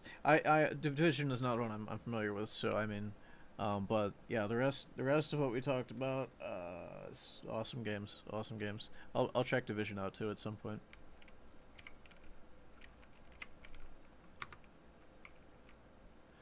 So yeah, if you guys anything else you want to bring up or discuss, I'm probably gonna close the stream out in by midnight. Oh shit! Yeah, I just realized what time it is. Fuck. Yeah. Yeah, I think I've been at it like 3 hours, something like that. I don't know.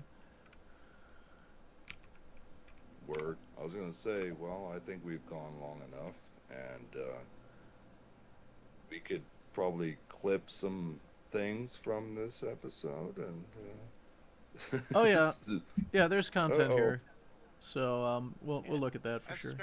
I subscribe to your channel, by the way. So. Much appreciated. Yep. Spread the word on this stuff. I do have a lot more content that's in the works. Trying to draw a line between like some of the more documentary stuff that's gonna have to take longer, and some of the news stuff that I'm just gonna try and have to come out with you know, more off the cuff. So yeah, I'm still establishing some of those, but a lot more coming. So yeah, I appreciate it. Wait, you actually met Smash JT in person? What the fuck? No, I didn't meet him in person. So yeah, oh, so you see the video, right? So that's a large screen. Like I have a very large screen. Oh shit! you okay. do. Yeah, tell me more. Tell me more about that large screen. Right? I know, right? That kind of threw me off with the background because it looks like he's just sitting right next to you. Well, if you notice, he's a little still there, but like he's in the middle of a presentation. I was like, let me get a good shot of Smash and be like, don't mess with this guy, you know, because I mean, we can't, Don't mess with this guy. we can't be having these shitbirds that, you know, are masquerading as journalists coming and, you know, squatting on our gamers and our gaming press, like actual authentic gaming press. Right. Under no circumstances. Like, I mean, GBAMFS is not. You know, I'm not here to be like a media. Focus is not. You know, I mean, the focus is ethics and journalism at some level, but that's like Gamergate overall objectives. You know, Right. my background is like cybersecurity, and it like watching somebody just get dunked on and then a lawsuit filed on them based on complete bullshit, as far as, you know, just a layman, me looking at it, eyeball and reading it, and then like this looks, you know, it looks pretty cooked to me. All right, and we can't have that. It's really that basic. So, you know, standing up for gamers. Smash is a gamer. He's industry, also professional. You know, his bona fides are there. All right, he's doing the thing. Right. I have, you know, I'm a publisher. I have a certain editorial role. I'm doing a little news coverage at this point, but he's doing it, and the stuff that you know, that some of the other people, right, the people filing the suit and other people out there that are crapping on gamers in the gaming industry, they definitely don't deserve the clout. They definitely don't deserve the good press, in my opinion. And yeah, we have to stand up for gamers and good games. And Smash is out there doing the thing. So yeah, I appreciate what he's doing and respect him for that. And don't forget, hold on. Like Jeff said, he's something of a real gaming journalist. You might not believe me, but that's your problem. For real. Right. Absolutely. They can claim anything they want. But you know, I mean, he is doing that, and that's essential. You know, there's a lot of content creators, a lot of you know, really reporters in this space that I have a lot of respect for. Some of that I think should be highlighted in like a documentary fashion as kind of an overview of Gamergate to date. But you know, they've really picked up on that. And I'm, you know, I've had some other things professionally that have kind of called on me to where I haven't been able to participate as much in getting some of the news out. But there are those who are on it, and mad respect to them for that. And JT is one of them. For real, Well, dude. Yeah. Even though I'm not, He's a legit dude. For real. Even though I'm Sorry, not a go game ahead, Bill. even though I'm not a game developer or journalist myself, but I do enjoy playing games. I'm a gamer for a reason. Yeah. Yeah. You're a base gamer. No, hold on. Stop. You're a based gamer. Say it proper. Absolutely. Absolutely. But I do support a lot of gaming journalists though, like you guys, and developers like you guys. So that's all that matters. Much appreciated. Much appreciated. There's way more to do in this space. Some are holding it down amazingly right now, and this an industry that's in a major, it's in a metamorphosis. The established organs of reporting are they're just not, they're either not there, B, they're doing it really really wrong. I mean, they're doing the market and the whole culture a disservice. I mean, so many different ways. So we've I mean, Musk said it. We are the media. It's not just because Musk said it. All right. We've been taking charge of this for a while in one capacity or another. And we need to continue to do that and put it on the right path. It's our culture. If we don't protect it, stand up for it, then no one will. All right, so on that note, gentlemen, I think I'm going to close the stream. I want to encourage anyone watching, gbamfs.org, gbamfs.org. Check out our articles. The latest one is on the Steam Deck. Very informative, very forward-looking. I think right on the money. That's my personal opinion. So, yeah, do check that out.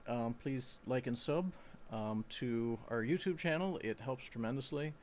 And get involved because we need to represent the industry, that gamers are serious and collective action in making sure that we preserve the quality of the art and get the products that we believe we deserve, right? For what we're paying, we want to have good quality products. All right, gents, it's been a pleasure. Oh yeah, brother. Take it easy. Love you. Yep, take it easy. I love you, J-Dog. Good night, my friend. Love you too, Tony. Have a good one. All right, you have a good night, man. Bye bye. Take care, Ken.